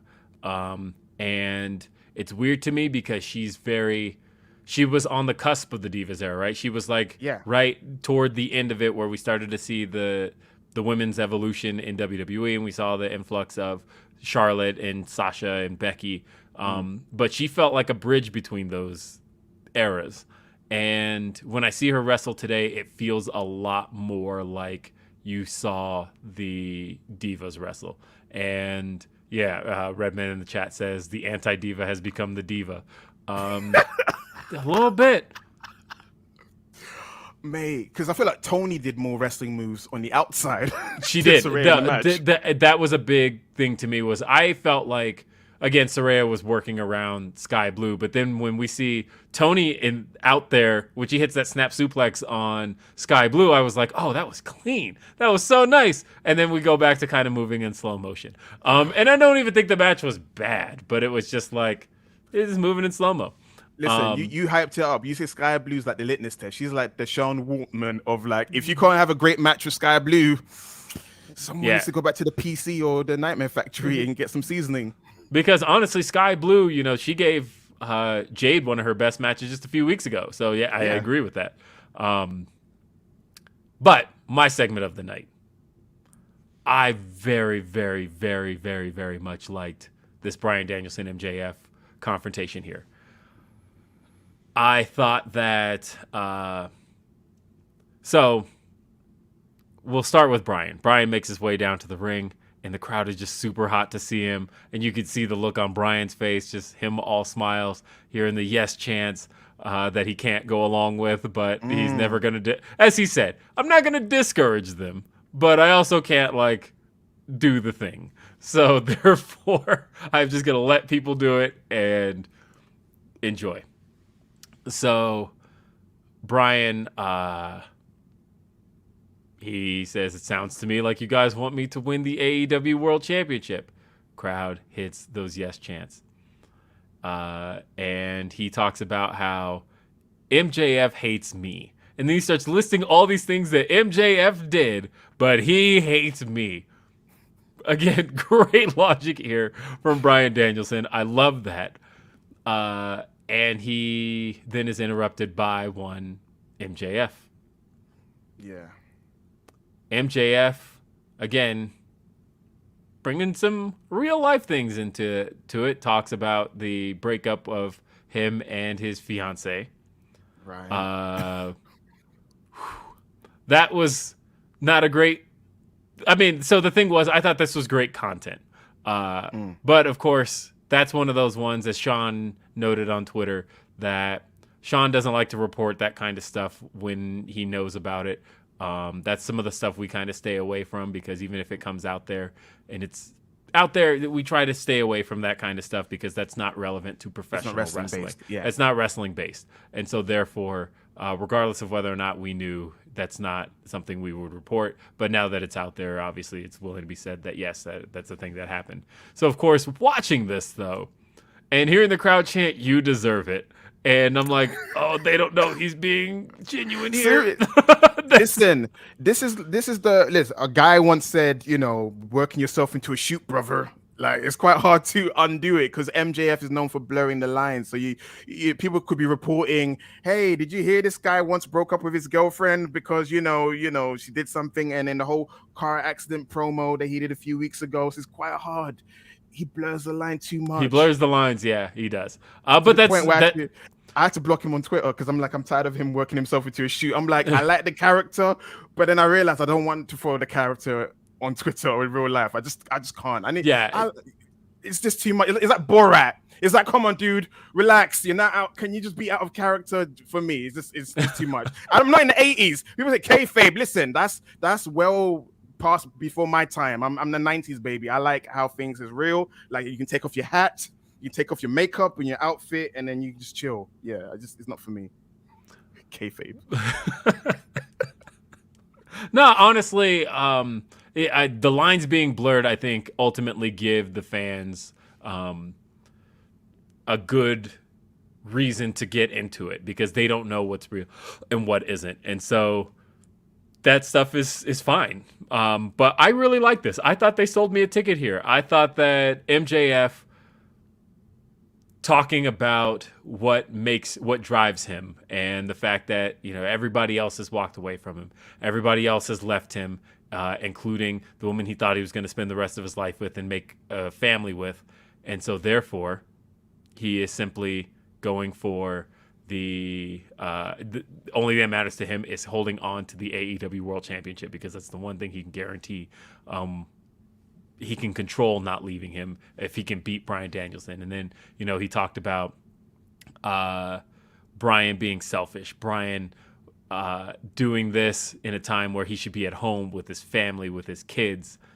And this is all MJF has, whereas Bryan has all those things. Bryan has a wife at home. Bryan has kids at home. And then he mentions them by name, which, of course, stirs it up in Bryan a little bit. And he talks directly into the camera, talking to Bryan's kids. Bryan tells him, don't do it. And then he's about to tell Bryan that if he gets in the ring with MJF, he promises him early onset CTE. And before he can finish it, Bryan jumps him. They brawl huge. And oh shit, I felt like I've been wanting to see this match anyway, just because it sounds great. Iron Man match, Bryan Danielson, MJF. But this segment, I think, sold me a ticket. What did you think? See, this is the MJF that I love and enjoy, but unfortunately, I guess that's what we love as well. So sometimes when he does the low-hanging fruit, is his way to stop us from cheering for him. But I love when he's like this. I love when he's realistic. I love when he's gritty. And then next week he'll go back to being juvenile and this. I know there's meant to be layers. I refer it to as like Triple H's first title reign, and he's trying to be serious. And then next week we do, are you ready? Suck it, show me your boobs. It's kind of like, no, like, who are you? That's how I feel with MJF. I never know which MJF I'm getting. It's kind of like characters have to evolve. How he used to be like the cocky, arrogant, young jerk, because now he's getting a bit older. He's now like 25, 26, wherever the age he is now. You evolve. I like this. This should be the MJF we see from now on. Him ultra serious, ultra gritty. Yay, from time to time, you can still throw quippy lines, just to show some variety. But I love it. This for me is money. This for me, if his title reign for the rest of the duration he has the titles like this, it would be a legendary title reign. It's better than him stealing people's phones, chucking drinks in people's faces and all that kind of stuff. I'm like, people love that, but I'm like, this for me is money. For you, that's the ticket. Did last week sell your ticket? You're like, oh yeah, Max, oh that's great. Yeah, sure, he'll work, blah, blah. But this week, I'm with you, man. Give me the Iron Man match. Give me 60 seconds or 60 minutes. So yeah, I liked it. It's just the character presentation for me I find confusing because I want him to continue being this guy. I don't know who he is from week to week because he switches it up a bit too much in terms of who he wants to be. But I love this version of MJF. I agree. No, I agree with that, especially the Hunter comparison, because they definitely ran into a little bit of that issue in more so his. What reign was that? His second title reign, I think, had that issue more than anything else. Because in his second title reign, that was where he reunited with DX. And, like, on one end, he's coming out doing the suck it and talking about, we're the coolest guys in the room. And then he's like, but also I'm dead serious. Yeah, and I also feel like MJF needs a manager. He needs someone. He needs a heater. He needs someone that he can bully from week to week. That's why I feel like the firm should have stayed with him, or Stokely. Like, he's missing a group, a piece. I feel that's the same reason why. Again, I'm gonna go back to Triple H. That's the reason why they gave him a group for his title reign. Yeah, I will be right back. By the way, I meant to toss my wife the keys to put them at the bottom of the stairs, and they landed in a crate, so she's not gonna find those. Give me 2 seconds. Keep talking. Oh, I'm gonna talk. Guys, we're back on Day After Dynamite. You got Sat E. He's the guy that's gonna be controlling the space for you guys. Put in the comments. Let me know what you thought about Dynamite. Did you like the show? What was your favorite match? So put it in the chat. I'm gonna be responding to some. I'm actually looking right now. But yeah, like I was saying, until Will gets back, I feel like MJF and the firm needs to get back together. The firm's not really doing much. They're not putting any storylines at the moment. If you put them back together, MJF will feel like an even bigger threat with the firm watching his back, and potentially having the firm with MJF versus Blackpool Combat Club. That could be a match. Or you could have MJF and the firm taking on Hangman Page and the Dark Order. Tell me some stuff. This sounds a great idea, right? Hi. Yeah, I was pitching matches where MJF and the firm can face Blackpool Combat Club or Hangman in the Dark Order. I was just waffling along until you came back. So yeah, hello. All right. Sorry about that. I was like, so my wife had asked me if she needs to pick up our son from school. I texted her yes, and then she was like, can you toss the keys to the bottom of the stairs? And so I throw the key, and it's supposed to land at the bottom of the stairs, but it like bounces and lands in a place where she would have never found it. And I thought, okay. Unless you will. Do you need time? Do you need time to breathe? I don't want you to be talking when you should be breathing. Do you need to take a deep breath? I'm all right. Woosah. Some ASMR for people listening. Woosah. Woosah. Let's see. Anime Otaku says, Sky doing AJ Lee's finish was cool. Also, get Moriarty into the pure title picture. He'd be amazing as champ. Look at the match with Darius Lockhart. I agree. I'm really interested in what these Ring of Honor tapings look like this week. I will be one reading the spoilers because ultimately, I'm not one who's bothered by spoilers. I know there's a lot of people who are like, don't spoil content for me. But to me, I'm like, I like to know. It encourages me to watch, honestly. When I see stuff that I'm intrigued by, I want to get into it. I can't wait to see what's happening on these tapings, and I will watch. The tapings are, it's hard to believe, but day after tomorrow, Ring of Honor is officially back, and we'll be taping a month of shows. They're going to tape the entire build-up to Supercard of Honor day after tomorrow. Exciting times ahead. Yes. A new era of ROH, if you will. A whole new era. I'm curious to see who's on it because there's a lot of people asking things about, like, where's this person? Where's this person? Like you mentioned Claudio, for example, and can he afford to lose to somebody like an Orange Cassidy right now? Depends on what they end up taping for him this week because he's got to build up a match for Supercard of Honor, which I'm pretty sure is going to be Roosh. And if they do that, I think that it would actually be a really good main event for that show. But we'll see. Trust the Process 34 says, serious cutthroat MJF is a generational talent. The corny juvenile MJF is cringe. I'm with you on that. World's being, practical, but I'm with you now. I like evolution of a character. It's kind of like, if Randy Orton was still a cocky, arrogant evolution guy and then didn't evolve into the Viper. Yeah. Clash Thoreau says the Iron Man match could give MJF the space to subtly slide between his heel face, gritty, silly sides over the course of the hour. And Van Twinblade says, put MJF in the ring with Effie. He's going to get smooched. Give me that GCW money, baby. And yeah, like I said, this segment, though, just sold me on the match. I am ready to see these two go at it. And I genuinely don't know. Like, on one end, I'm like, okay, MJF's going to have a long title reign. Down the other end, I'm like, or will he? I could make the case for putting the belt on Bryan at this juncture, even for a little bit, even if you trade it back and forth. I want to see Bryan with the championship. I'm with you. Weirdly enough, throughout the whole rivalry, thought that the whole point of feuding with Bryan Danielson was to make MJF. MJF needs that moment where he feels like a credible champion, if that makes sense.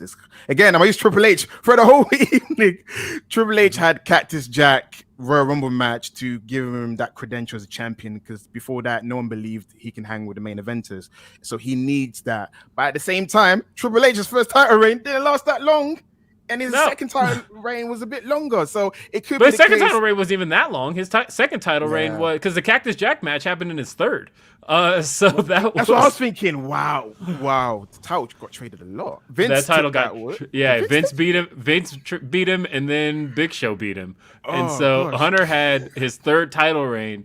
His third title reign is the one that everybody talks about. That's the one where he was on top. He had Stephanie, all of that. But like the first title reign was weird because it was like he only had it 2 weeks, and he had China by his side. And then they were like, let's do a second one, but he's going to be by himself. Then they reunited him with DX, and then he loses the belt.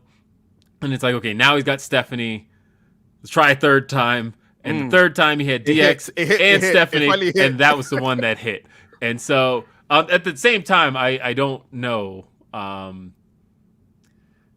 don't know. As a Bryan fan, I will be in that crowd, front row, by the way.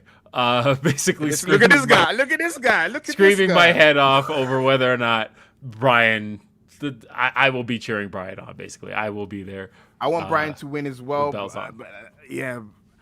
For me, I want Bryan to win if it does lead back to MJF winning it back. Because I do feel like he needs a run with the title, because that's what we've been building up to. It's kind of like when you watch a plot of a film, you're like, this is where he's destined to be, a heel champion that dominates for a while. So yeah, but at the same time, Bryan Danielson, how long do we have him? Yeah, exactly. So I think he has to get a reign at some point, and I feel like this is the one. And Redmond, I have not heard anything I can ask around. Probably just ask him. But I don't know what I'd be told. But either way, I will ask around. And we got the Tag Team Battle Royal. Now, I've always said my favorite all-time Tag Team Battle Royal is all-time. Came from AEW. No, I was going to say came from AEW. I know. I was just kidding. So legit, my all-time favorite Tag Team Battle Royal was the Revolution #1 Contenders one leading into Revolution 2020, the one that the Young Bucks won. So I always have a fondness for this Battle Royal when they go into it. And I've yet to feel like they've come close to that one again, because they just told a really great story of it was, of course, Santana and Ortiz systematically eliminating half of every team and leaving every team with just one member, but they were the only ones that had 2 members by the end, and it was all of these baby faces having to like valiantly come together, and like Matt Jackson and Trent having to team up and do like half Best Friends offense, half Young Bucks offense. That stuff was great to me. This here, it was still Best Friends story actually throughout this, but of course, the teams in it were Jeff Jarrett and Jay Lethal. We had Top Flight. We had Best Friends. The most popular team in the match that I think maybe AEW didn't even think it was going to be was the Lucha Bros. We also had We had Lucha Bros. Yeah, exactly. But like the crowd was chanting Cero Miedo over the Jamie Hayter promo that they had to turn the crowd off because they were making their way down. And you hear Jamie Hayter trying to talk backstage, and all you're hearing is Cero Miedo over it. But then we also had 2.0 was in there. Tony Nese, Ari Daivari. Aussie Open was in there. Aussie Open, underrated. Listen, one of the most underrated tag teams. I mean, what's going on? New Japan signed them, for goodness sake. Yeah, or Tony signed them. Look, you've got them right there. Like, yeah. Oh, Tony. Yeah, I appreciate Tony bringing them over. I mean, those guys are too talented not to be signed anywhere. Yeah, it's ridiculous. No, throw a contract in their lap right now. You also had Preston Vance and Roosh were in there, and of course, John Silver and Alex Reynolds were in there. It started as standard Battle Royal affair. As Denise Salcedo likes to say, Battle Royals are trash until you get down to who matters. And that, do you believe that, though? I think that the hard thing about Battle Royals is when you have everybody in there at once. That's what made the Royal Rumble so appealing, right? Was that you have the same type of rules, but you're at least trickling people in. And so you can give the viewer time to adjust. Whereas in a Battle Royal where you're just like, hey, here's all these people. And it doesn't really make any sense to you as a viewer until it starts to narrow down to who matters. And that's true. I don't hate them as much as Denise hates them in the sense of it's complete trash, but I get why she feels that way. Once we start kind of getting down to the nitty gritty, though, I actually thought this was exciting and fun. I had already had it spoiled for me that Jeff Jarrett and Jay Lethal, the way it was spoiled for me was that, of course, Fightful publishes the run sheets for AEW Dynamite. But the one thing that the run sheets don't say is winners and losers.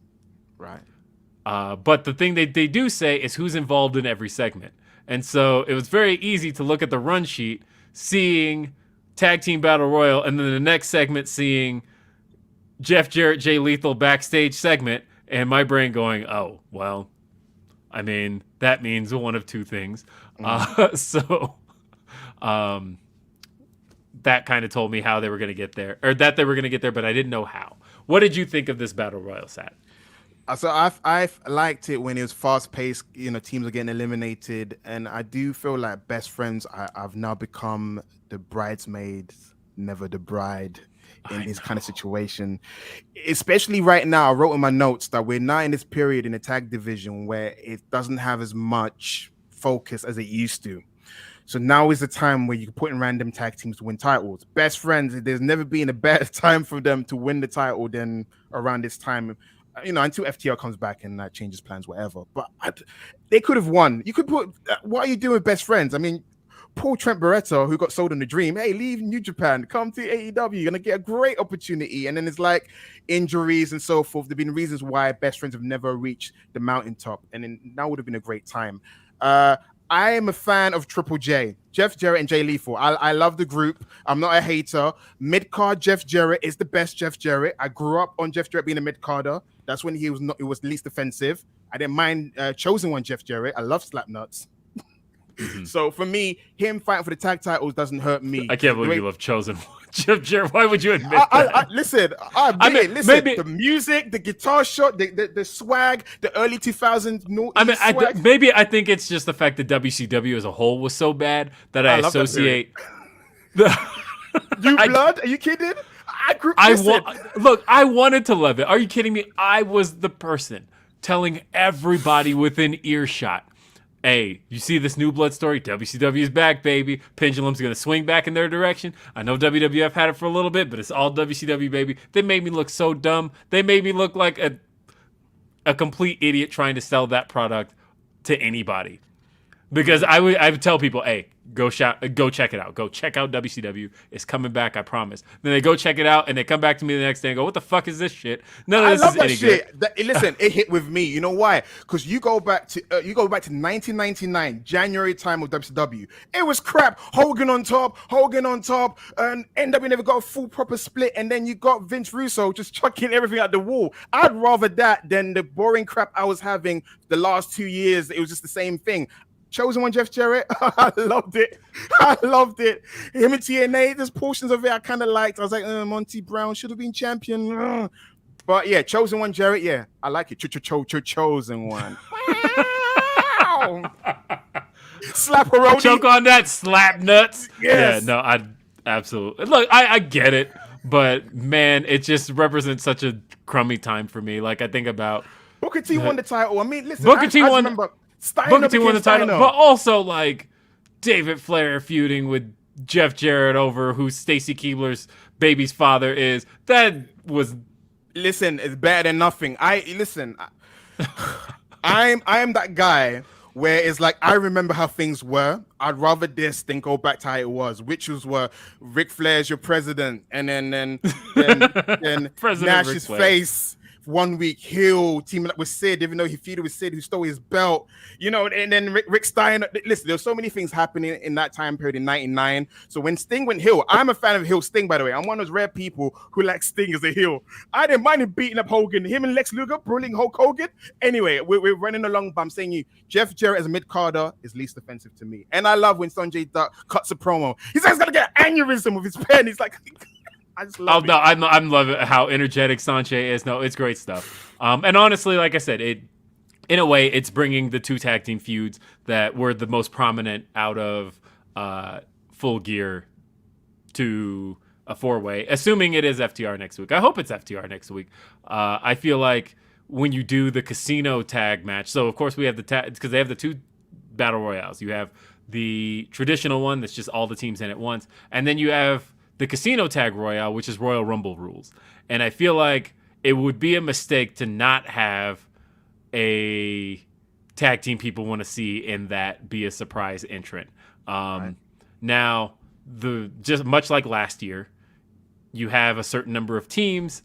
One team is obviously gone, so you have to replace that team because one won. Last year, it was you had the Red Dragon won the match last year, and then the following week you did the casino ladder match, or casino tag match I should say, casino tag royale, and that was where Top Flight returned. That's right, it was the return of Darius Martin.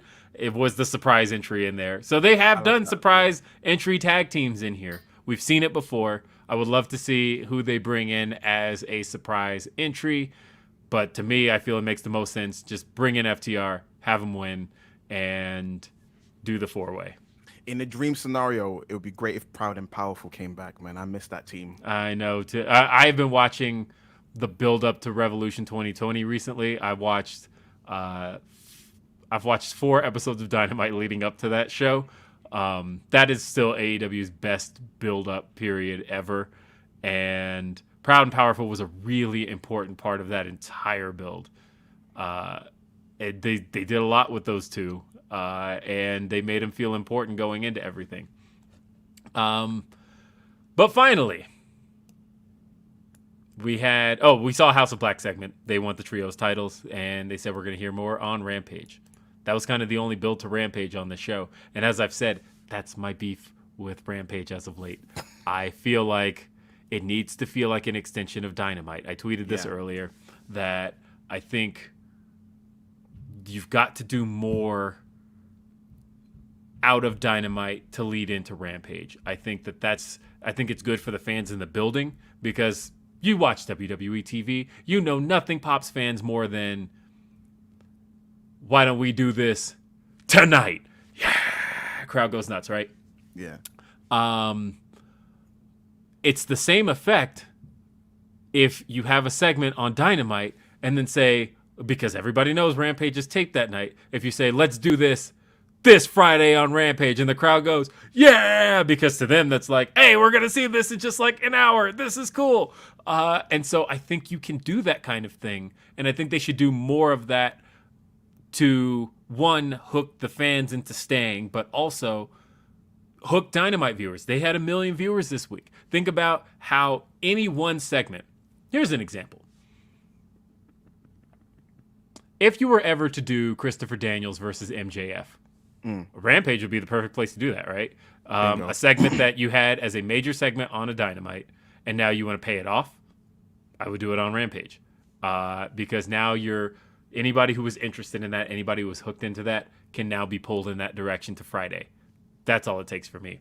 And I think you can do more. Because on its own, I think that this Rampage card looks great. I think seeing Aussie Open versus the Young Bucks, absolutely I want to watch that.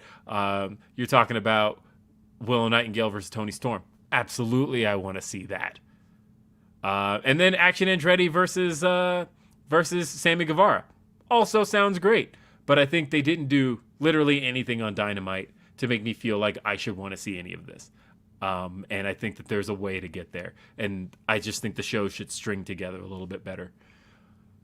But finally, in the main event, Jon Moxley versus Evil Uno. The evil one. How did you feel about this one? I like the fact that Evil Uno got some shine, because a lot of people forget or may never know that Evil Uno is a credible wrestler, credible tag team wrestler from his PWG stuff, Pro Wrestling Guerrilla. I'm not used to saying those letters. I like saying Pro Wrestling Guerrilla. I just wish he went a little bit longer showcasing, because it felt like a mini squash match in a way, and I get what they're trying to achieve, but it almost undoes everything that Evil Uno's trying to prove. He's trying to prove himself to Hangman Page, prove himself to the audience, prove himself to Jon Moxley, who's punking him out like he's a little bitch. And then he gets to the ring. He does some few offenses, he shows that, he's a big deal. You hear Excalibur, bigging him up. Hey, I used to wrestle with this guy, you don't want to mess with him. He hits hard. And after a few offenses, he gets his mask ripped, bleeding, his life squeezed. There's a great visual to masked guys bleeding, by the way. I fucking love that visual. He squeezed him like a carton of juice, like a child's juice. Just No, honestly, like I thought, like if I could find a gif of just like a berry being squeezed, and like it just, because especially as he has them in the choke, Jon Moxley not letting go of the choke, the crowd booing that, and then they accidentally played the Dark Order's new music for Hangman after the match was over. By the way, listen, I'm so happy you said that, because I was thinking, did Hangman get a new song or did they miscue a song? Because I love Hangman's theme, and I was like, that doesn't go. I was like, no, that was actually supposed to be Evil Uno's new theme, and so they even posted it to the AEW music page that, hey, you heard it tonight, but like we didn't, because that was evil. That was Evil Uno's new music, though. They accidentally played that when Hangman came out. And luckily, Hangman sprinted so fast that it didn't really matter. But a lot of people were like, whoa, what happened to Hangman's music? Nothing. It's fine. That was new music for the Dark Order. But it was a quick match. It just barely passed the cage match threshold. Which, like, knowing Tony Khan is such a cage match aficionado, it wouldn't surprise me if he books certain matches for that threshold, which of course is that a cage match can't be rated if it's under 5 minutes. And so, like, if you know a match isn't going to be any good, put it under 5 minutes, right? Like, you can't rate Saraya versus Sky Blue right now, right? That match might be sitting in the 4s or even 3s as far as the ratings out of 10 on cage match. But the good news is, went under 5 minutes, no one's going to rate it. And knowing how much Tony relies on cage match wouldn't surprise me if he thinks maybe just a little along those lines. Either way, that was Dynamite. But how did it do in the ratings? Way up this week. So last week, of course, was a seriously concerningly low show. But guess what? There was no NBA on this week.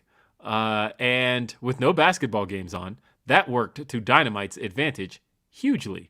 We saw Dynamite do 1,028,000 viewers, and that was good for a .35 rating, which is one of its highest ratings in a while. Nice. That's its highest total viewership since October 5th, and 18 to 49. Again, it came in number one. It was number one on cable. Power Slap was actually up 12%. So I think everything kind of benefits from not having the NBA on right now. I think an NBA returns tonight. Nuggets play the Cavaliers, by the way. But I think that's ultimately what it comes down to. Also, I think structurally, I think the show was switched up in a way that probably did better at retaining viewers than it has in the past. So this is a good week for AEW. They can kind of hang their hats on this one, say that this was a show that did well for us, and it's up way up over last week. Yeah, I'm happy because I've been reading on Twitter people talking about AEW's demise. That's not going to happen, guys. It's one of the most successful companies in nearly 20 plus years. And we're now in that era, like you're saying, that people realize wrestling content could be a bit cheaper in terms of how much is churned out. There's a lot of money to be made with wrestling. So we need AEW. I love the fact we have an AEW. Wrestlers can negotiate better contracts and better work situations because you can just say, I'm going to leave and go to that company. So yeah. And when there's more eyes on more wrestling, that's better for everyone.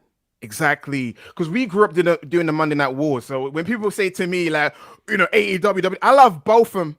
Yeah. I like both of them. No, for me, like that's the thing is I don't think I get it. It's kind of a younger people thing where they're like, no, it's WWE or nothing, right? Like to me, and when people are like, hey, you're an AEW shill, I don't think people understand. I'm gonna explain the AEW shill thing and why I will always root for the success of competitor brands. I don't think people understand this about me. I use an Xbox. I use a Pixel, a Google Pixel. There is a piece of me that lives off of the idea of supporting markets competition because and I do it in a way where I feel like if competitor brands are doing well, then the market as a whole does well. Because you've seen what happens when a market is dominated by simply one. You've never seen a market. Think about, I look at where I live, for example. We only in this area have one internet service provider. One. And the internet service is shit. Because because they know when they don't have competition, they know that they can charge us outrageous prices and not provide the best service. But the second a competitor came into the market, I'm the first to sign up for them because I just want to see them do well enough to make the market improve. So when you hear me talk about, hey, AEW's success is good, that's not me shilling for a company. That is me rooting for the success of professional wrestling because I know that, look, WWE does well, WWE does well. Yeah. But when the entire market, when others in the market are doing well, that's great for the workers in the industry. That's great for everybody in the industry. That's how I'll always feel. Now I know somebody will say, well, how is Google Pixel? You're still supporting a multi-billion-dollar corporation buying from Google. But more so, it's about, I want there to be competition in the cell phone market. I don't want it to just be Samsung and Apple and, or iPhone, or at one point it just being iPhone. Like I commend anybody who just uses iPhone. I get it.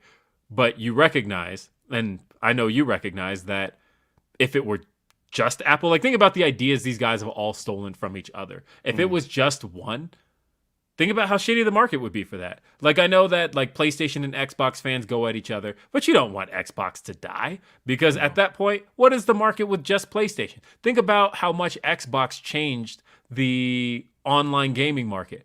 What would online gaming on a console be without the Xbox? You wouldn't have PlayStation Network. And so again, you should always be in support of the industry flourishing and everybody doing well. You don't want anybody to get knocked out of the industry because that's jobs lost, that's opportunity lost, and that's innovation lost. I want to see professional wrestling have all of those things. Preach. Amen. That was a gospel that was laid down.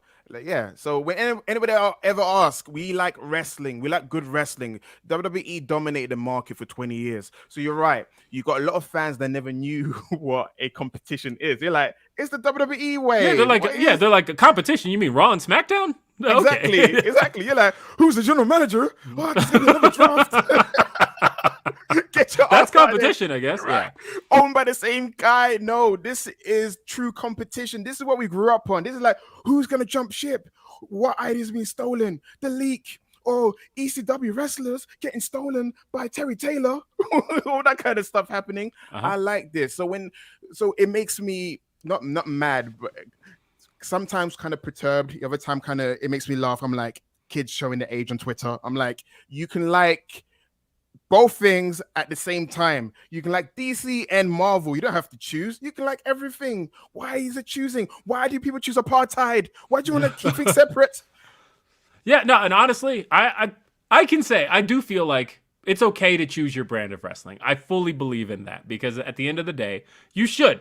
But that's how a market should compete. It should compete for you. It should compete to impress you and do the best thing for your attention. And you should give it to what you feel is doing right by you. And that's fine. I want to see everything flourish. That's it to me. No, man. I'm a consumer slut. I like everything. Give it all to me. Give it all to me. Either way, that's why I will root for the success. Call it a shill, call it whatever you want, but I'm going to root for the success of the industry. Bottom line. Anyway, Sat, make some plugs. Will. Yes, I'm at SatNext2. That's my Twitter account. I'm on WrestleTalk every Saturday. I do the news and I do the podcasting with the lovely Tempest. So yeah, check me out every Saturday. Check out Grapsity on Saturdays too. Yes. You don't have to make that plug. I make that plug. Check out Grapsity every Saturday at noon Eastern, 9 a.m. Pacific on youtube.com/Fightful. And we always ask the question, who listens to Grapsity like the day after or on their phones? I do. I'm that guy. Listen, commute, 3-hour podcast is like Godfather 1 and 2. I've got 2 days worth of content to get through. That's me. So whenever you ask that question, Sat is that guy. He listens to you appreciate guys. you, Sat. I really do. I once got in trouble with my partners. I did watch you guys on the Saturday. And she was like, how long is this podcast? I was like, bet. That's what you Americans say, bet. Got it. I'm going to do it on the weekday. So I had to transfer it. So because she saw how long it was. She was like, 3 hours. I was like, no. Boo. This is content. You have to get along with it. They got podcast voices. She hates podcast voices, whatever that means. Professional sounding I'm voices. sorry. No, honestly, I was talking to my friend about their partner, and I won't dog on their partner too much, but I will just say that, I was asked what I thought, and I said, my problem is I approach everything like a podcaster because I've been doing this for 18 years. And so I think of everything as content. And so when I'm having a conversation with somebody and, if I said, Sat, what did you think of that match? And you went, it was cool. I'd be fucking pissed. I was like, we were at this birthday party. It was for their partner's birthday. And I was like, I said, so how's your birthday going? And he just went, good. And of course, the podcaster in me is like, how good is it? Tell me about how things are going, right? And I thought, okay, I have to stop looking at conversations as content, because when I look at them as content, I'm getting very annoyed at the idea that I'm not getting any content here. This is a very annoying interview, and I'm like, I'm not interviewing this person. I have to stop. So I get it. I do think like a podcaster sometimes in real life. And no, I love it. Never stop. No, dude, do you? It's been working.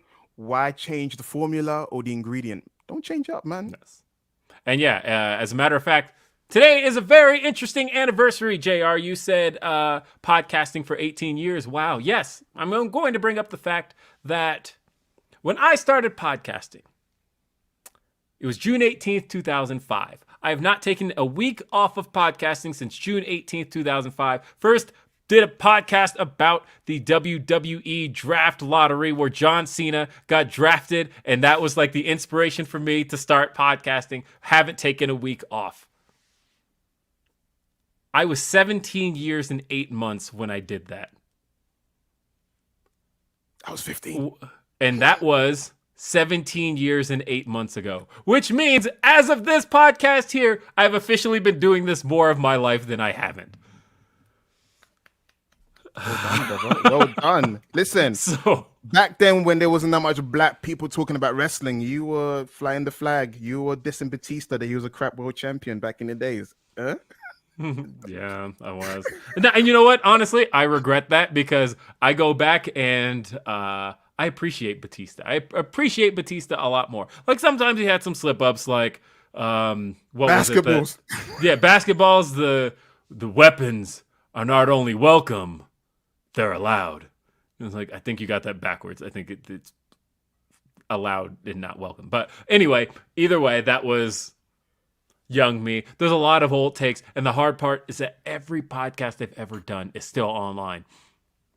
I will never take anything down. I have some awful takes that old me does not agree with. I was listening to a podcast from, I think it was January of 2006. I was asked for my opinion on Undertaker. It is not something I would say today. You can go and look it up yourself.